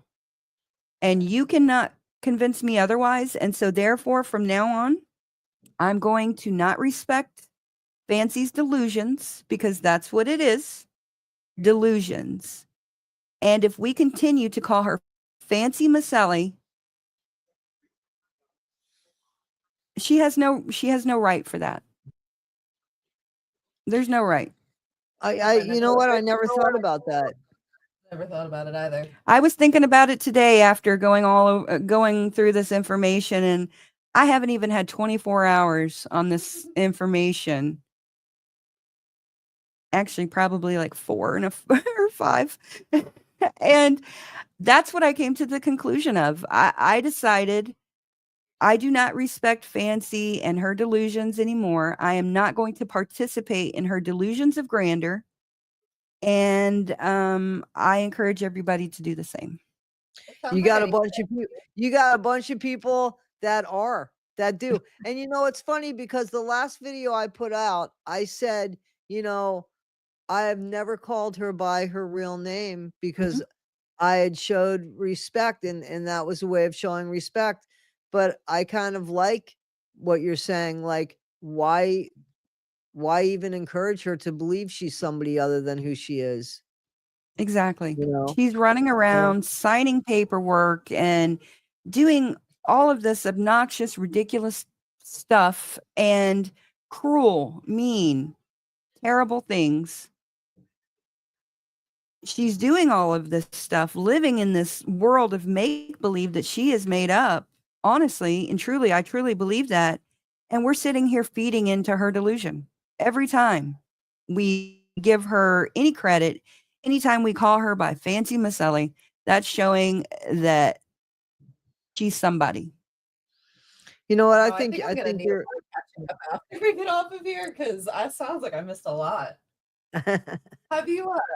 Yeah, sorry. I wasn't trying to interrupt. What were you going to say, Toddie? I said I will agree with that. I will jump on that bandwagon, and she'll be known as April Johns from now on. Becca Scoops in the chat. Everybody, hi, Becca Hey, Scoops. Becca. Becca's got a video coming out soon. I can't wait. Yeah. That'll be really good. Have you guys seen Fancy's serial killer merch? It's something I only found a couple of days ago, and I can send it to you if it's something that you'd like to like physically see. But I was just scrolling on TikTok the other day, and I accidentally clicked on her merch shop. She has a bunch of cutesy depictions of serial killers. And here, let me see if I can read it off exactly what it says. It's like literally crazy. She has like a t-shirt that says Ted Bundy's taxi service, and it's got a picture of the bug.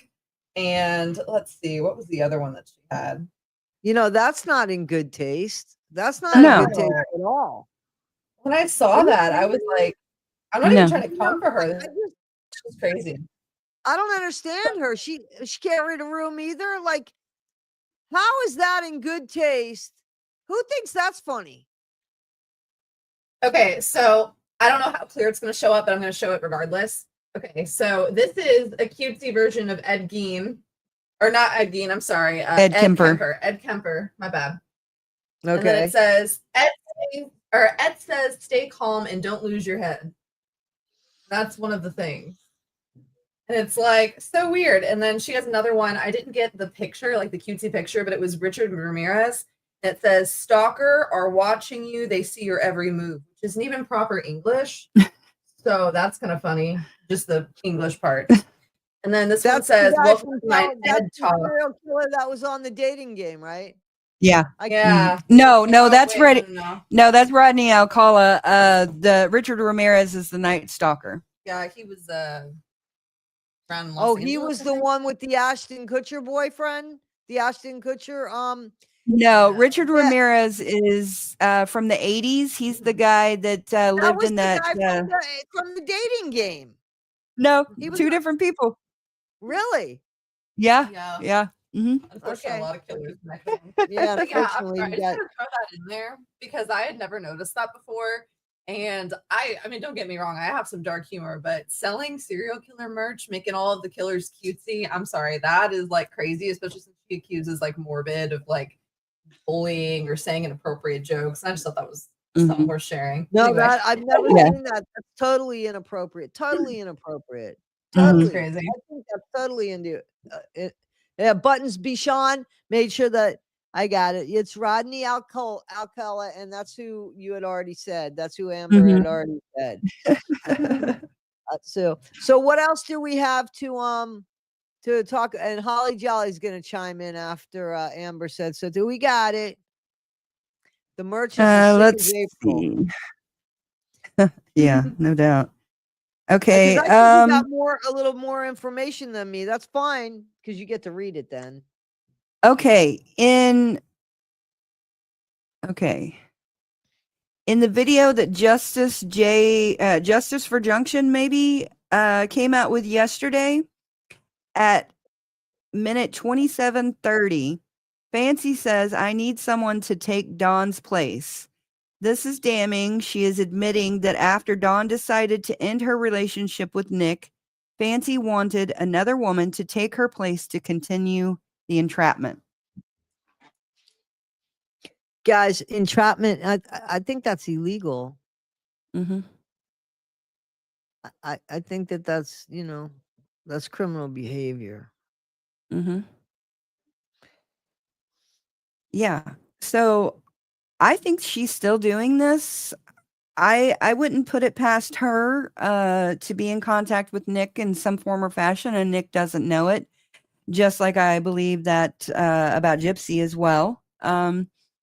So I think we're okay. If you listen to Fancy's description of her past and her childhood, it is darn near identical to Gypsy in a lot of ways. And I almost feel like there She were borrowed true. it. Well, I feel like there She were borrowed there it so were she could true get on side. there were true similarities in her childhood if what she's telling is the truth. Mm-hmm. But if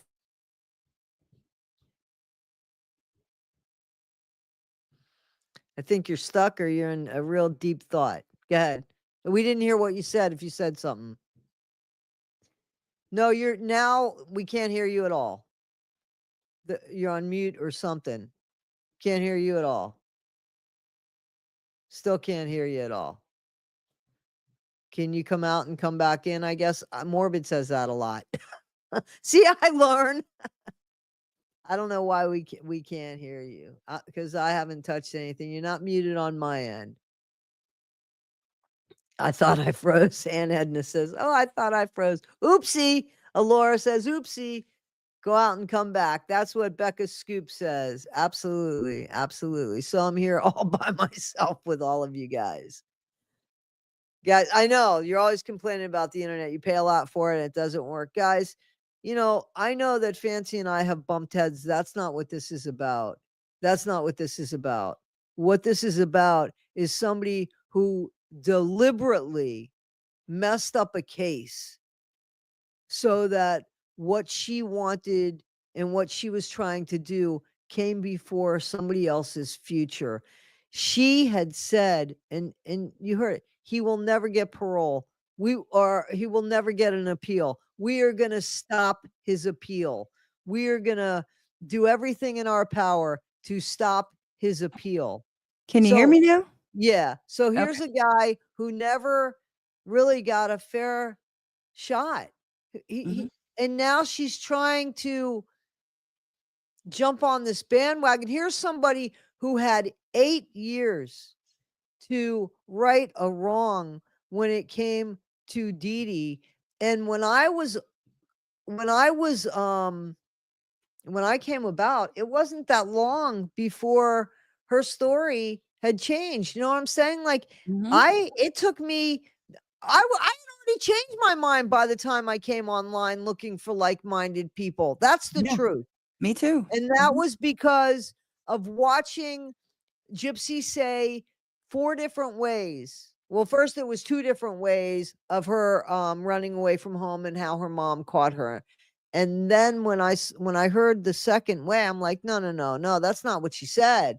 And I went back to the other thing and I was like, oh yeah, certainly that's not what she said. And then I watched another documentary with her telling the same story. It was now a third different way. Mhm. And that's when I started looking into things, and that's when nothing made sense. It's like nothing made sense. And that's when I was like, this isn't the way this happened. I think that she just unalived her mom, you know? Mhm. And that's when I started looking for other people because I'm like, am I crazy? Am I, you know what I mean? Yeah. And Fancy was the loudest. That's Mhm. the truth. She was the loudest. But yeah, she had all this information and she was willing to just what was she doing with it? Let me ask you, I Mhm. have a question. I have a question. The FOIA Yeah. that you got, the Yeah. one that you shared that had to do with the one that you just that I did a video. Did you see the video I did with your podcast in it where I don't you're think I talking? have. Yeah, no, I did a video and you know, it was your podcast. You guys were reading over the FOIA where you even said, you know, I almost reached out to Fancy for this, but then that falling and everything. Yeah. So Yeah. she claims that the information that you have received with that FOIA is only new information that was just released through the FOIA. I have no idea. All I know is I have approximately 11 FOIAs out at the moment. I have gotten a response to a couple of them. Uh, I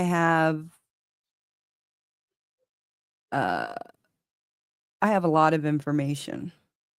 Okay, real quick. I can't speak definitively on this because I don't know for 100% fact. Oh yeah, you did some legwork. Yeah, I went down. I drove to the Capitol actually, and I went to the federal courthouse to make sure it was okay. Let me backtrack real quick.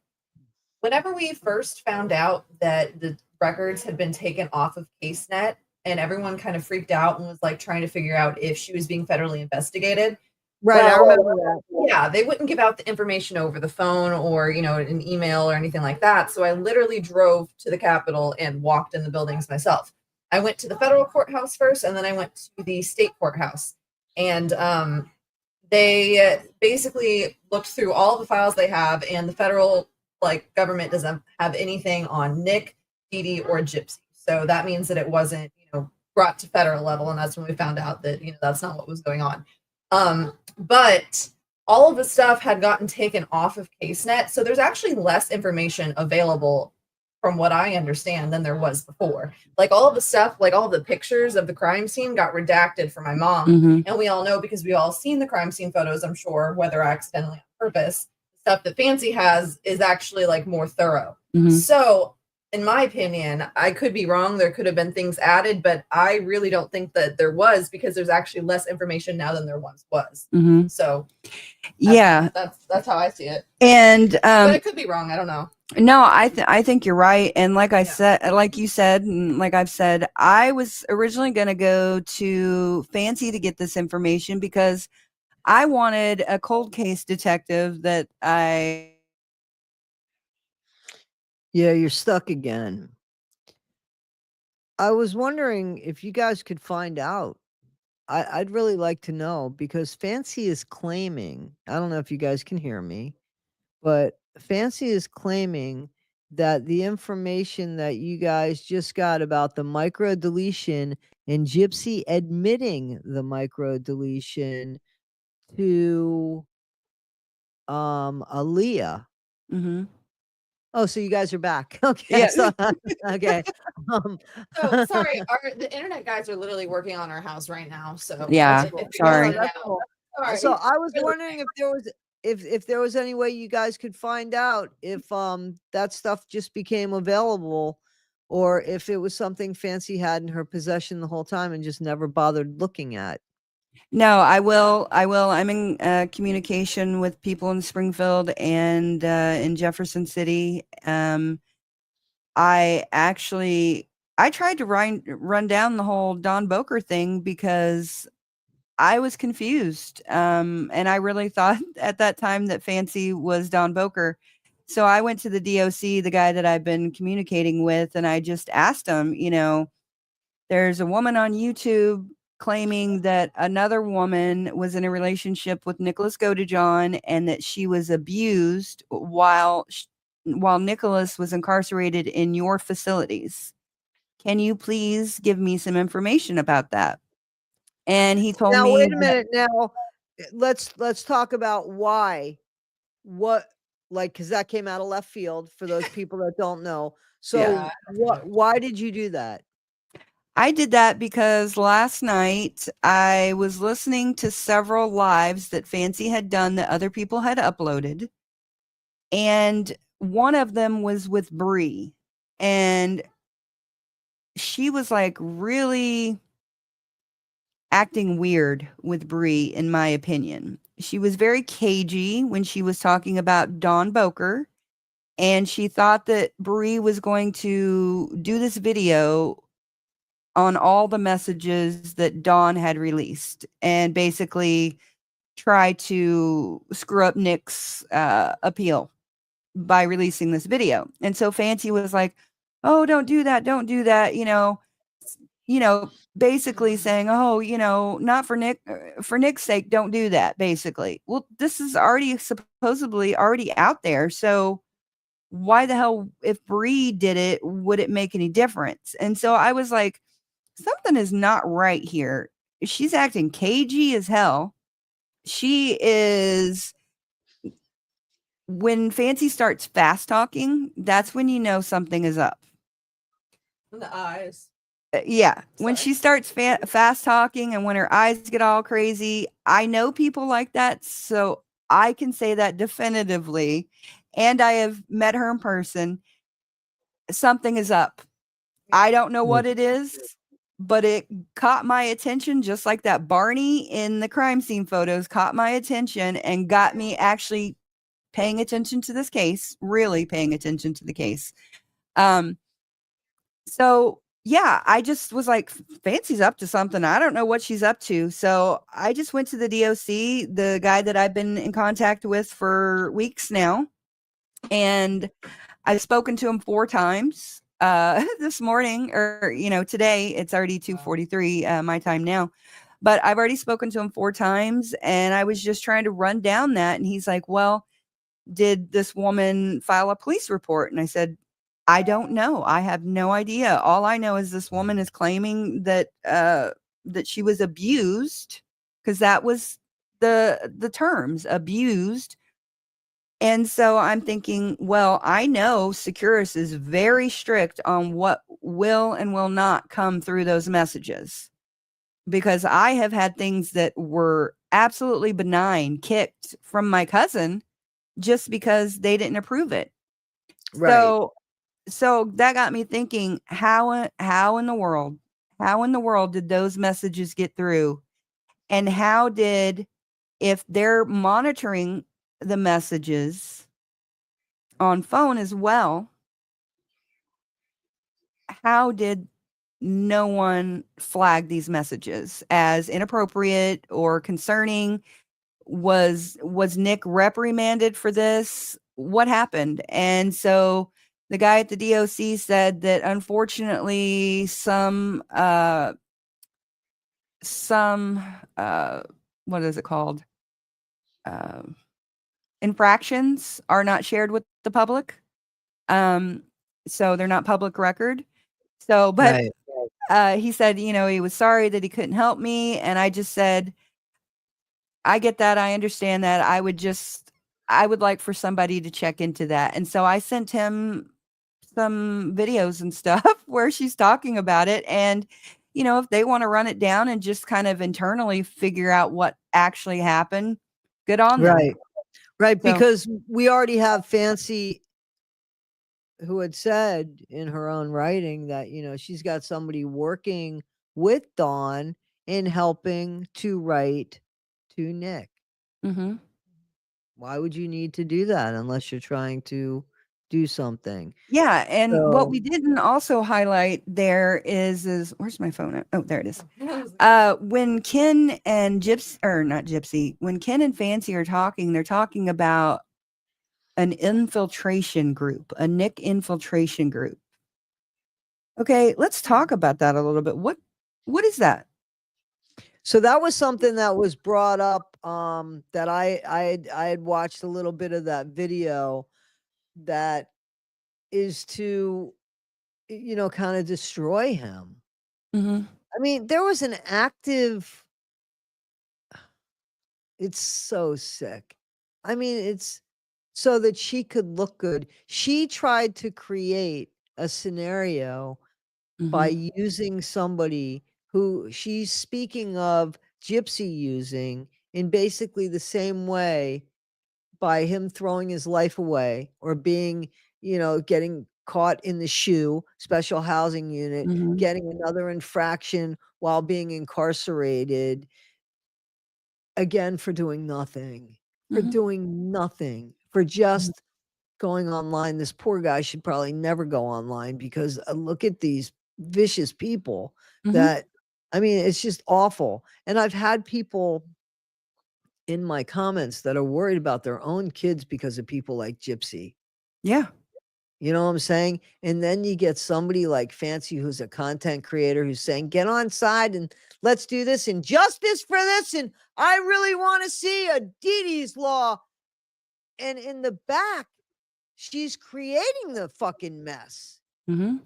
She extended the manipulation. She fucked things up for that young man that, I'm sure statute of limitations is up, but that's Mhm. criminal behavior as far as I'm concerned. How would she like it if that was her kid? How would she like that? Like, what a piece of shit. I'm Mhm. sorry. I'm sorry. No, I I don't agree. speak like that, but what a horrific person. And Mhm. is going to call me out and tell me, or call Becca Scoops, or call any of us out, call you guys out for changing your story Yeah. after she talked you into a story. And then you said, that's not what happened. That was hard Yeah. to stand up to a bunch of people and say, listen, we got that wrong, guys. I know, Mhm. I know. I think everybody has been caught up in a situation, but very few people get their conscience to get them out of it. Most people just Mhm. keep stum and hope it goes away. You guys Yeah. got out in front of everybody when it wasn't even popular to do it during that time. It And you was went up not. against, I know, you went up, your small channel went up against a larger channel and a vicious woman who's ruthless Mhm. and merciless. So how do you even fight fair with that? Well, Fancy, come my way, because I can fight fair with that. Yeah, and the only Because reason why this bullshit, this is, anybody that has any kind of trigger for injustice is fuming. So it's not just me. There's Mhm. people in the comments that are fuming over this, because they picture a guy who never did anything but answer a fucking dating app, Yeah. for one, and then turns around and he feels like somebody's interested in him when his life is at the lowest, and that person's put there to fuck with him. Mhm. Intentionally, in my opinion. Yep. Mhm. Yep. I believe that too. I believe Mhm. that too. Yeah. So anyway, you had some more stuff. So I'm sorry. Go ahead. I don't remember. you guys are going through some email. Oh, we were going through some Is my emails. mic on? I can't hear myself. I don't I don't know if know. you can even hear me. Oh, Oh, there you has anyone go. been able to hear anything I've said Sorry, the whole time? my bad. Yeah, I had the we've heard wrong. you. Yeah, but we've Okay, cool, heard cool. you. Cool. Not that I'm saying much. My but bad. I just got a new soundboard because my other one took a dump. It's So looking nice though. I yeah, like it. This no. one's nice and bright. Thank you, Road. We even have like little applause sounds and stuff like that we Yeah. can do on our show. Yeah. So I don't remember what we were exactly talking about, but yeah, well, except for the fact that somebody told us that we needed to go look at Justice Junction's video, and it was 20. What?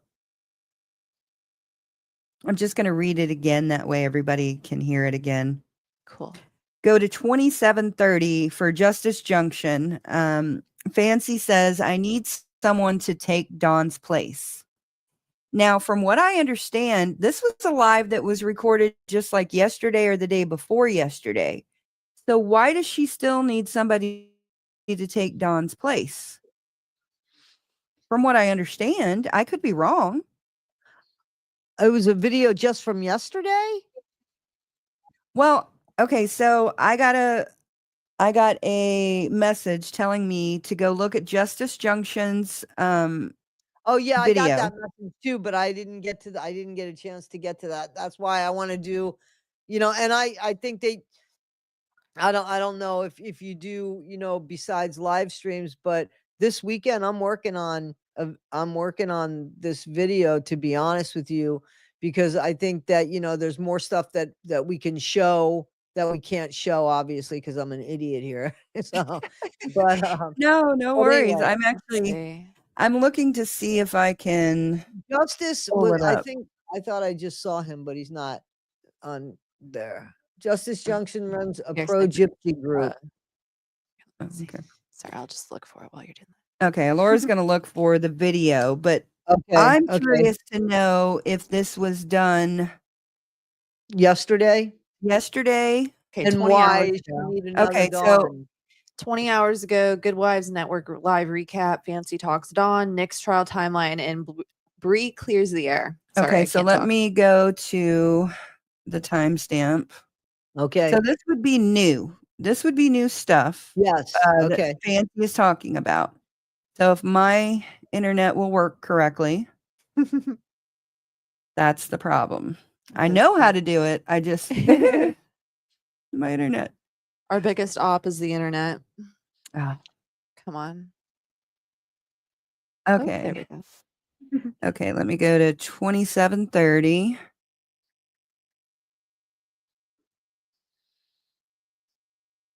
And if you guys hear my dog, sorry, he's a coonhound and he's an absolute holy You might terror. even be able to present it on her thing if you upload it into the thing. I don't know if you could do that from this side. But Well, I just present there you it. go. Yeah. I'll just present it. Share screen. Cool. Okay, now we're going to start at 2722 and we'll just listen to it and see what it says. I just wanted to understand him. Why does he do this? Can you hear that? Yes.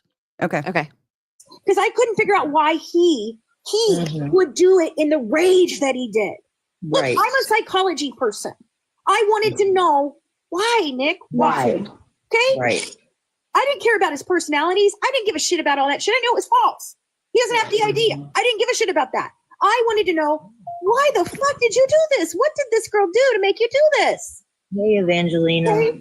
So she said, I can build rapport over time. And then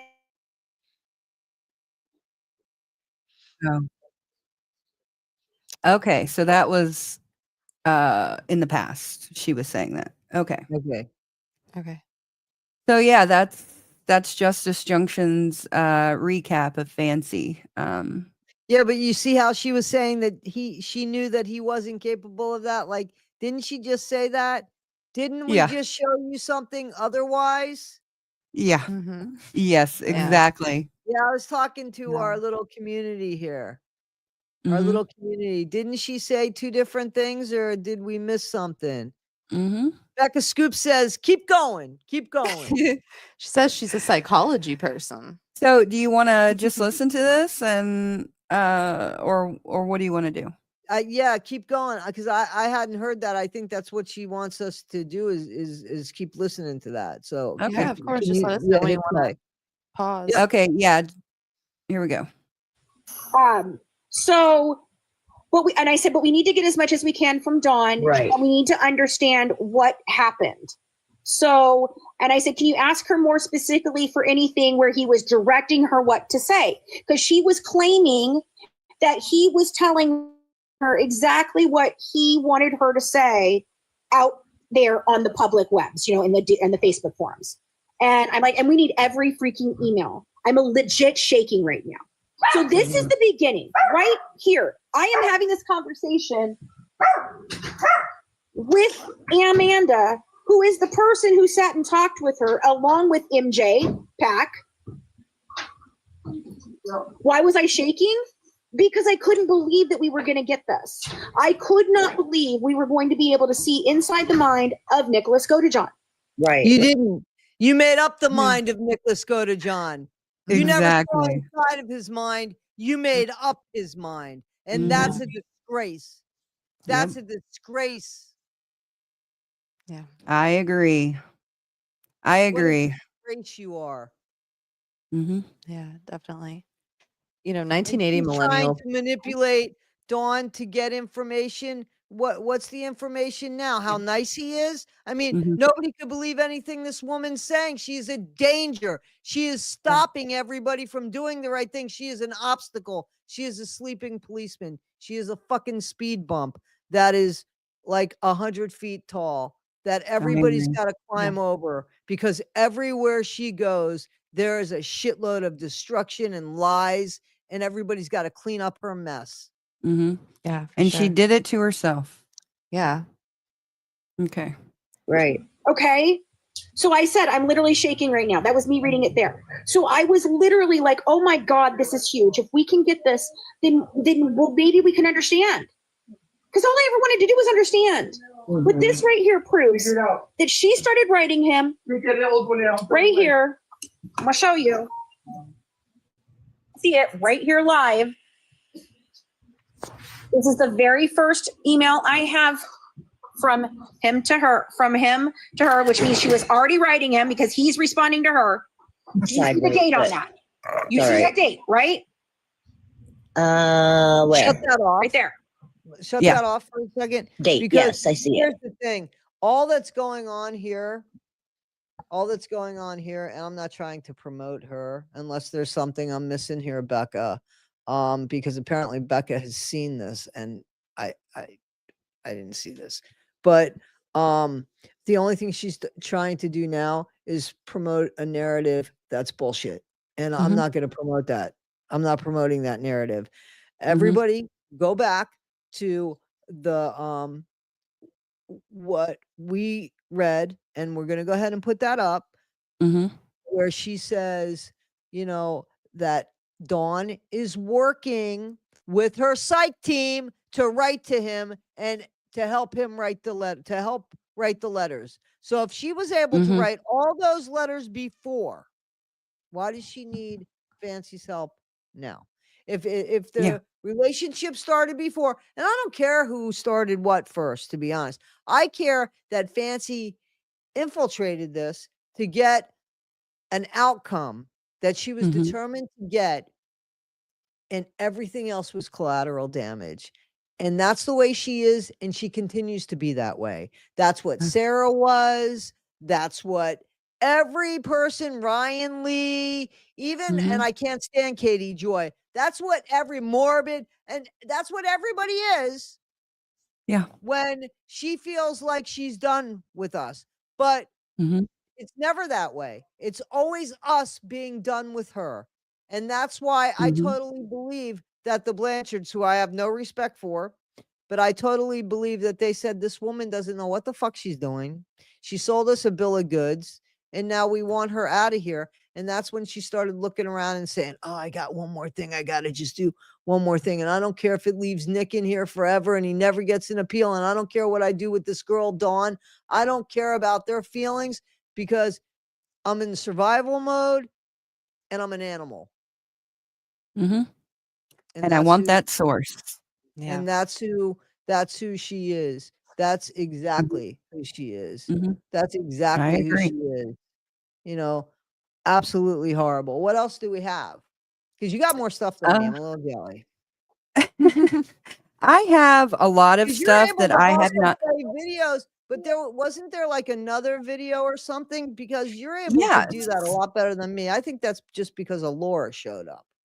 Oh no, she's actually Mm. on here doing everything. I don't do anything. Wait a minute, I wait a minute, trained- wait a minute. It's at 2756. Fancy says I need someone to take Dawn's place. But you already read that, right? Yeah, I already Yeah. showed that. Yeah. So let's see. Okay, so this And that's is the question is why. So here again, she's trying to find a way to get to Nick instead of saying to Nick, hey, it's Fancy. I made horrible mistakes. I'm sorry. She's trying to manipulate a situation again. Like she never fucking learns. Mhm. Yeah. In the So meantime, I I wrote to him and told him who I was. When you wrote to Nick, you told him who you were, right? just said I'm Amber Dietz. I have I might have said I have a podcast. I can't remember, but I said that I speak to other inmates across Missouri trying to figure out You about lied to prison him. reform. No, Amber, no, you didn't misrepresent yourself. no. And neither did I. And neither did Mhm. I. Because there's no reason for us to. I'm going to turn my Mhm. fan on, but I'm going to hit the add to stage right here. Okay. So you know which one is Dawn, right? Yeah, so Dawn is in the brown, Fancy's in the middle. Okay, so we actually know who Dawn is. It's not like Yeah, that now is. we do. Now we do. Okay, gotcha. Because I was just again, I don't know much about the situation. I'll let her fill me in after the fact. But I Right. was kind of worried there for a second that we were going to be doxing somebody that wasn't in the public. I'm No, sorry, no, no, or no. not like intentionally. Okay, so this is all very public. Okay, cool. That Yep, just set my mind at Dawn- ease a lot. Cool. Dawn is the one with the black and white wallpaper behind her. Okay, gotcha. And that's the one who's dating Nick? Correct. And she's supposed to be 25, but I don't buy that for a second. I turned 25 this year. Yeah, you look 25, right? Anyway. Not so much, but it does. I'm not here to do that. I don't care No. about No, that. no. Yeah. Sorry, my bad. I didn't mean that. No, that's I was okay. just it was I just didn't even mean that in an insulting way. I was just like, oh, okay. yeah, Yeah. and that was just an observation more than Observation. Yeah, anything. no. I know what you were saying. Absolutely, I know what you were saying, but I don't want to give Fancy a second Absolutely. to take a clip and say, "You see what they're doing?" Correct. I No, know what absolutely. you're saying. That maybe she's older because she was being used for something. I know what Yeah. you were. That's what you were implying, right? Oh yeah, that's all Yeah, I'm saying. yeah. Yeah, exactly. I Okay, just yeah. don't want people to take it any other way. No. Yeah, no. absolutely Okay, not. so I'm gonna press play. Alora, I'm gonna go to the restroom. So if anything happens, just all you're doing is on YouTube. Okay. Just tell me if you want me to pause it, Todd. Yeah. Okay. Kelly, obviously, co-producer, co-writer of By Obviously. Proxy, the series. And tonight we have two people on with me. We have Amanda, one of our co-producers. An associate producer. She's not a co-producer. She's an associate producer. And she is also one of our psychology experts. And tonight we also have Dawn DeSalvi. I'm not seeing it show up on my discussion group Pause on that my for a computer yet, second. guys. So if you're typing yeah, or of course. anything, Pause There we it go. for a second. What's So up, Toddie? guys, yeah, so Dawn Boker is the same person as Dawn DeSalvo. It's just a different last name, but it is one and the Okay. same person. I just don't want people to be confused about about it being somebody different. Okay, thanks for letting me know. I didn't even realize that. Okay, Yeah. let's go. we can't necessarily see it yet. I'm waiting. There is a lag between what we are saying and what you're typing. So if we don't get to your questions or whatever, please understand that, we're doing our best. We also will not be taking any rude comments or crazy, rude questions, if you feel the need to do those, you will absolutely be booted from the group and blocked for all time. You will not get another chance at this. So we are here to talk about stuff. We are here to try and answer some questions. I'm sure there are some that you have, but we are not going to be, attacked in our own group, as we've said many times. So, and that goes for Dawn. She is one of our valued people on our team. We absolutely appreciate all that she does for us. And so we are here to support her and learn what her story is. I'm still not seeing it on the page yet. So Amanda, if you want to start off and talk about some of the things that you wanted to talk about with this, and then we'll go from there. Okay. I mean, Dawn, maybe introduce yourself, Dawn, first, so that they know who you are and what your story, how you pertain to the story. All right. Well, I came to by proxy well, me and Fancy have talked before. When I actually had my own discussion group, we kind of didn't like each other back then, and basically because we let other people interfere in our relationship. So I started talking to Nicholas, as you all know, Nicholas John, when I saw the why do I always forget what it was? When he was getting sentenced, and when he was, saying how he always just wanted a connection with somebody, to talk to somebody. And I literally felt for him. So I reached out, and he immediately called me. I had a collect call the next day, and it was him. So we were, we talked, we had a great friendship in the beginning. And the reason he called is because at the time he did not have his tablet yet, right? Because he was still going through the process. Okay. Exactly. Right. So, okay. So then, so we had, we were talking 4 or 5 times a day, just regular discussion, basically, getting to know each other, and, very quickly, it turned into a relationship.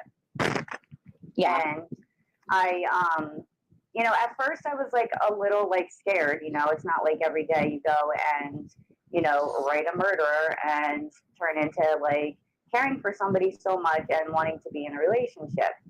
So, basically that's the gist of things. We had a relationship. We were not public because of what is going on now.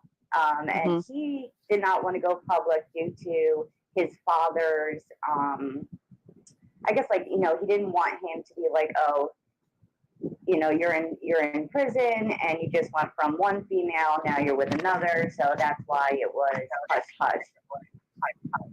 Right, right. Okay. Yeah. Right. So I see us live now. We're still not being able to get comments yet. I'm refreshing to see if I can get the comments. But thank you. Comments. Okay, you have comments, Amanda? What? I have comments. I do. Okay. Well, I can't see them yet, and I don't want to just, do whatever. But let's start with you, Amanda, and explain what you want to talk about tonight, and then we'll go through Dawn's story some, and we'll talk about all of it together. Okay, so I wanted to talk about how Dawn fell into this relationship. If she wanted to, I think it'd be best if she said what to reveal on it, and then we can talk about the psychological dynamic behind it, how it happens, sure, how it works. Sure. Does that make sense? Yeah. So let's start off there. So Dawn, what?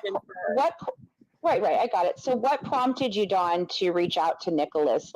Why? Not just that you did, but why did you feel the need to reach out to him? She just answered that, though. To accomplish by reaching out to him?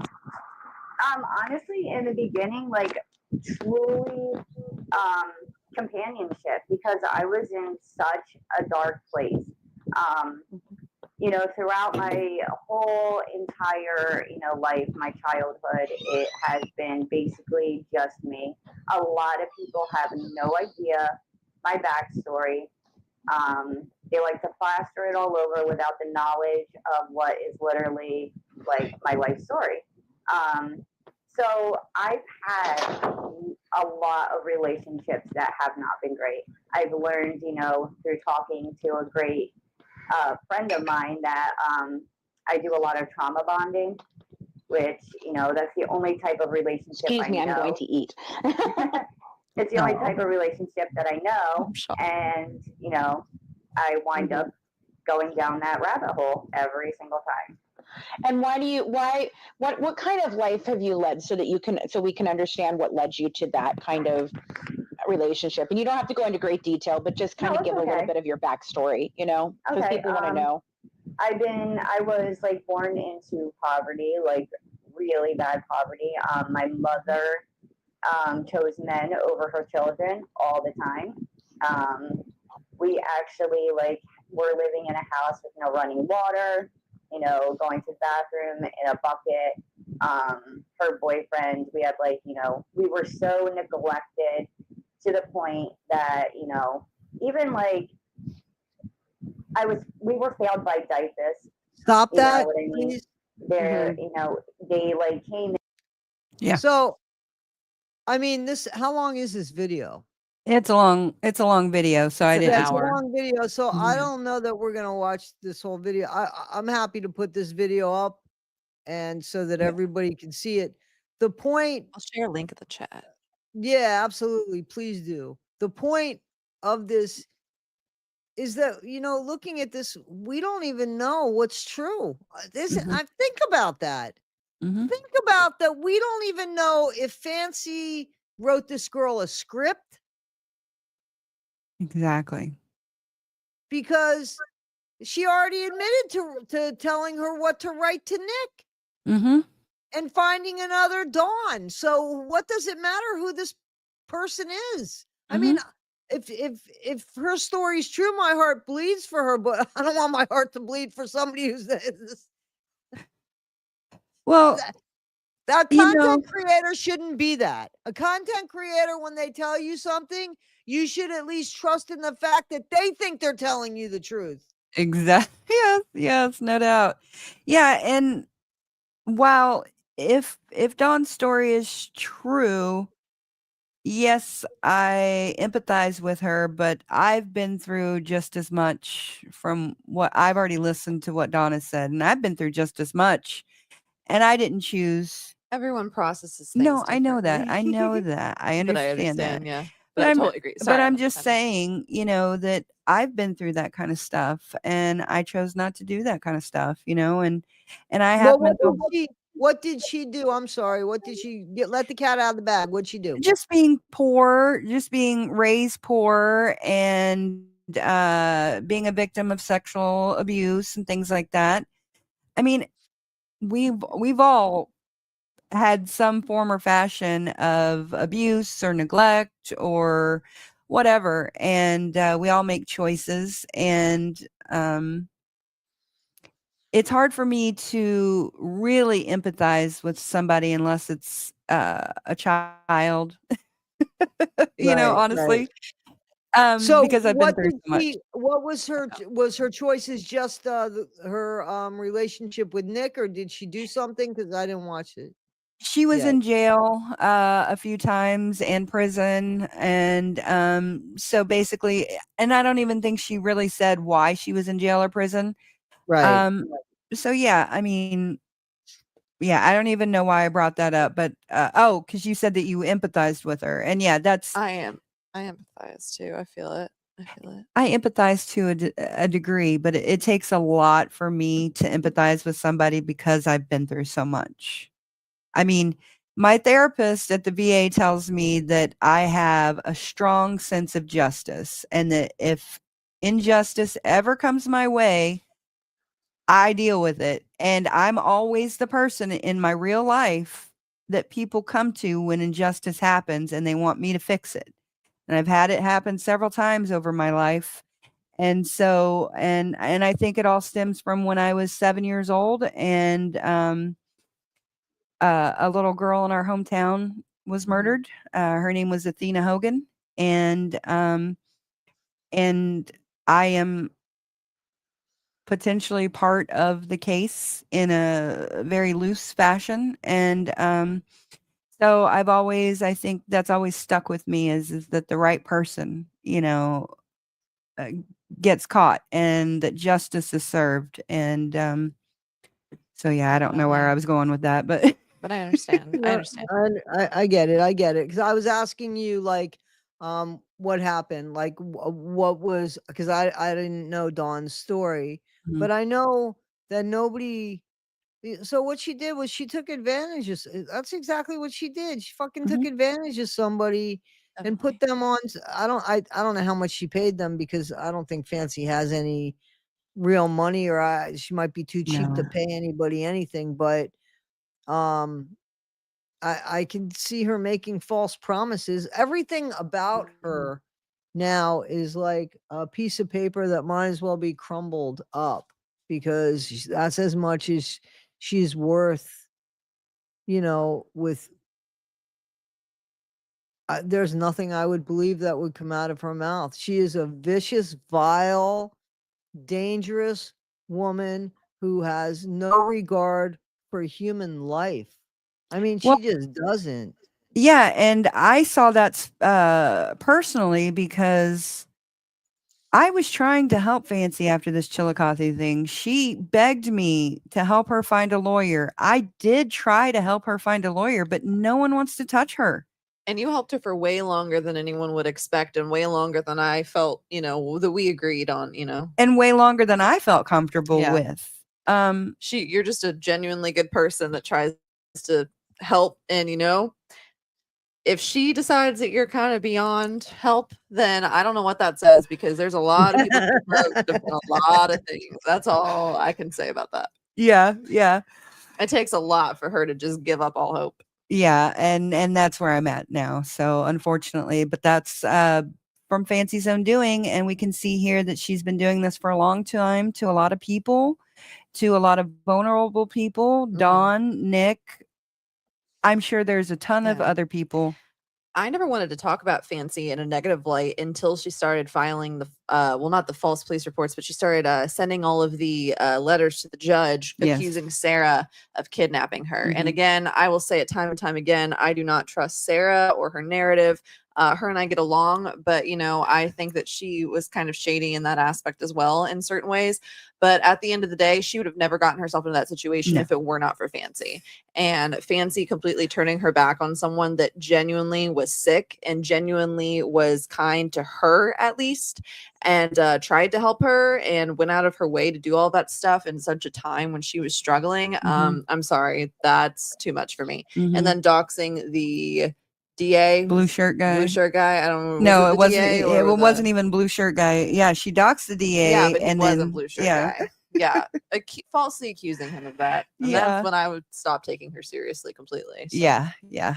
No, that's and the video came out right around the same time of the actual altercation, whatever it was. And when I saw it from Sarah's viewpoint, I told Fancy immediately, I said, that does not show an assault, and I wouldn't release that if I were you.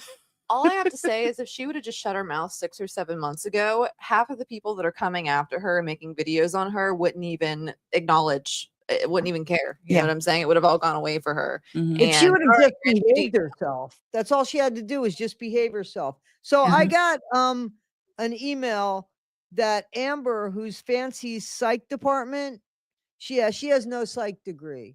Does that surprise anybody? Yeah, I know that, but was she? It sounded like she had people in a team. Fancy always says she's got a team. It's her and the mouse in her pocket. So it was probably her in the background pretending to be the psych team. She's read the DSM-5, I'm sure, and she thinks and that the because mouse of in her that, pocket.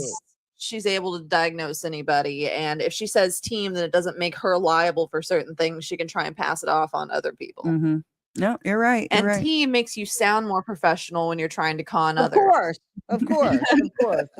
It's just a team and not just you and 2 other people that, never mind. I'm not going to say anything about anybody else. I'm just talking about Fancy right now. But So Dawn Boker did send this email because I just a text message. So I'll show you. I mean, like, Okay. just so that Okay. people know that I'm not. This didn't come from Dawn to me, though. Oh, okay. Okay. So she wrote. So this is Dawn at work. So guys, and this is to Fancy. No, I need to find out all his alter names. I need to beat him at his own game. I don't know. Can you guys figure out what my part could be in compensation? Or if you don't need these, if you don't need these, someone will pay for these. I know someone will pay for these. Laugh out loud. I just want to be part of this somehow and maybe be tossed something for my time. If not, it's fine. So I don't know what Dawn's motive. This is just disgusting because this guy didn't deserve all this shit. This guy, because he has, because he's autistic, because he's got a weaker mind, this is the way the world should treat him. Yeah. This is the way that people like Fancy, who has a platform that can actually fucking make a difference. This is the way that you do this, and then you tell people a bunch of shit lies to make yourself look like something else. You're a grifter. You're a grifter, Fancy. You're Exactly. a grifter. You're a con woman. You're despicable. You're disgusting. And I challenge you to prove otherwise. Please. It's so disheartening and heartbreaking that somebody could just not give a fuck about how another person lives and what they see. It's just, it's disgusting. It's disgusting. Yeah, it's heavy. After Laura and I did our live stream on Sunday, I felt so heavy and so burdened, and it felt like it was a spiritual battle, honestly. I felt like I had gone through a spiritual battle just reading that information. And I've gotten over 1,000 pages just in the last couple of days that I have not even really looked at. So I have no idea what's in there. And I've got more and more. And I'm paying a lot of money out of my own pocket because I love history more than anything else. And I want this stuff just out there in the public domain. I'm not sure how I'm going to do it, but ultimately, I just want all of this information out there to stop Gypsy and to stop Fancy from trying to destroy a man who has already been destroyed. And in extension, his family, his dad, and then by extension, Gypsy and Fancy are creating chaos and heartache for the Petrie family as well, for Dee Dee's family. Fancy has got 2 victims because I believe Nick is a victim in a sense. She's got the victim, Nick, and then she's got the victim of the Petrie family. And she's just shitting all over them. And I don't even know what she's doing. It's like, and it's not even to mention all of the countless people that have been burned by Fancy and Gypsy both just in the past year alone, let alone before that, and it's crazy. I mean, they're creating enemies and all the stuff everywhere they go. It's sad. And I'm sorry that I ever said that Fancy was an expert, because she's obviously not. Fraudulent. Actually, April Johns is fraudulent. Fancy is just an alias that she uses to scam and to create havoc in the world. Well put. She is absolutely so. Absolutely so. Well, I would love to see the rest of the stuff that you got on anything you're willing to share. I have to go to sleep. I have to go to work tonight. Absolutely. I totally got like an hour. But I am going to make a video about this. I feel dirty. Mm-hmm. I mean, I feel dirty, and I do. I feel heavy-hearted. Mm-hmm. I feel heavy-hearted that I mean, I was duped by Fancy too at the beginning, but something kept telling me, don't do something, just wait. Like, I kept getting these vibes and stuff. Mm-hmm. And I'm so glad that I listened, because like, you guys reached out to me. I did a podcast like right away. Yeah. You know what I'm saying? Like, and Fancy you got to listen to those instincts. That's why we got them, Mm-hmm. That's why God gave them to us, so that we could listen to them. Fancy Mm-hmm. she's got, it ain't over, Fancy. I'm telling you, it Nope. ain't over. Now you're going to see Just how I beginning. write.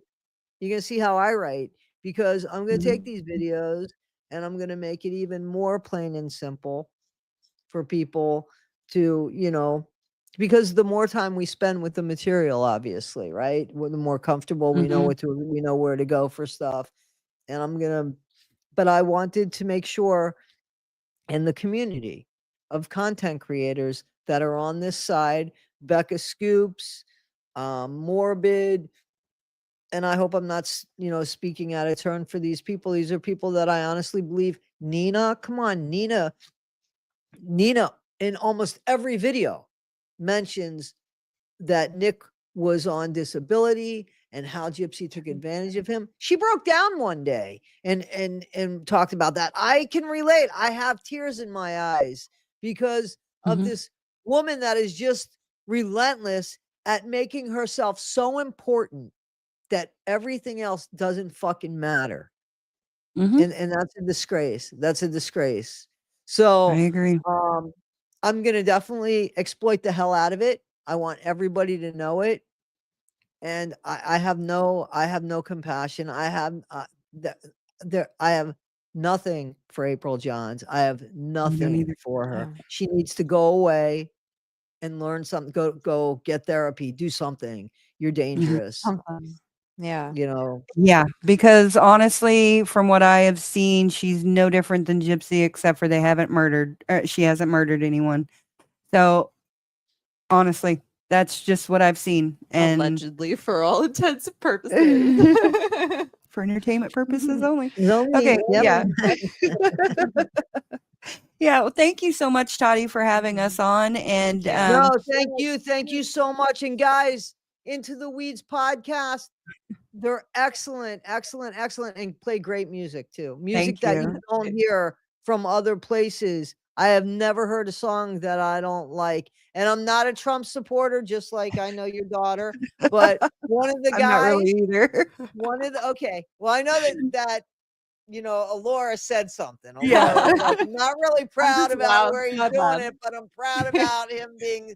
So one of the guys that was on, that you even interviewed and played Yes. their music, was at the inauguration, and actually was not Billy Ray Cyrus, who apparently had a much problem better than there, Billy Ray. but the other guys. Yes, Matt Oakley is his name, and he's an amazing He is. singer-songwriter, and he only started during the pandemic. So I'm so excited for him and so proud of him. Yeah, and if you like country, Right. definitely check him out. I don't even like country, and I think that his music kind of vibes. I like it. So I did want to say Becca Scoops will be on our show Sunday, which is her birthday. Oh, yes, it is my Happy birthday. She birthday, probably happy wasn't going to birthday, advertise Amber. that, but I will. I wasn't. Thank you. Thank you And you very much. scored Becca Scoops. Congratulations. She's amazing. She really is. Absolutely. She's amazing, and she's good people. Yes. Yeah. You know? And I use my channel for cognitive therapy to help me as a veteran who is a disabled veteran. And so I just like to learn about interesting people. And that's usually what my show's about. It's not normally about Gypsy. It's about everything else in the world. So There's all kinds of things on there. yeah. Yeah. So Well, that's I would be interested in helping you with the FOIAs. Mhm. So, reach out to me. Yeah, we'll Like, talk. seriously. You Yeah, know? we'll talk. It's not fair that you pay for it all on your own. Yeah, the next round is going to be over $700. So, Okay. yeah. So Okay. I haven't decided how I'm going to do that yet or what. But at the end of the day, it's to get the information out there. Yeah, well, I can help with that. I would like to help with that. Okay. Thank you. Okay. Okay. We We'll appreciate talk you about so it. much. Okay, very good. No, thank you guys. And I will go ahead. They said something about I can't put the links in for the stuff till later because I'm gonna mess it up. Because I'm starting to see like 4 of everything. Oh But no. Oh, no. Get some rest real quick.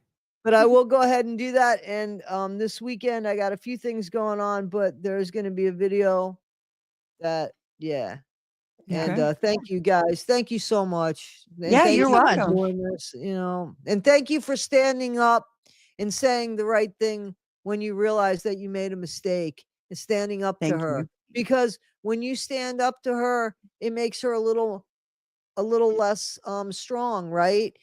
And then Mhm. that's the problem Yeah. is nobody was standing up to this woman. And you did the right Mhm. thing. Even though I know that it didn't come off well for people because of what she said, we've all been there. We've all Mhm. been there. And I think people realized that. You know what I'm saying? Thank You were you. honest in that. No, thank you. We appreciate it. We appreciate it. Yeah. And So real quick before we get off, I think we can probably post our the videos, the links to them real quick, and maybe our community tab or something like that, so that Mhm. if you want to find them real quick, just so that you can get your rest, and then you can post it whenever Yep. you're able And to. guys, go over there. Go over to Into the Weeds podcast and please get them from there. Don't feel obligated to get them from me. I mean, I'll put them up too, but please check them out, guys. They've done a lot of work. They really have a great station there. Great music, I'm telling Thank you. you. Thank you. Thank you. right, Military guys. Broadcast Radio is here to serve veterans and get us out of our heads. So thank you very much, Toddie. Thank you, guys. Have a Thank you. blessed day, Thank you, guys. everybody. Bye. All right, thank you. I'll see you next time. I'll speak to you soon. Thank you, guys. Yep. God bless everybody. Thanks. Bye. God bless Bye. you as well. Bye-bye.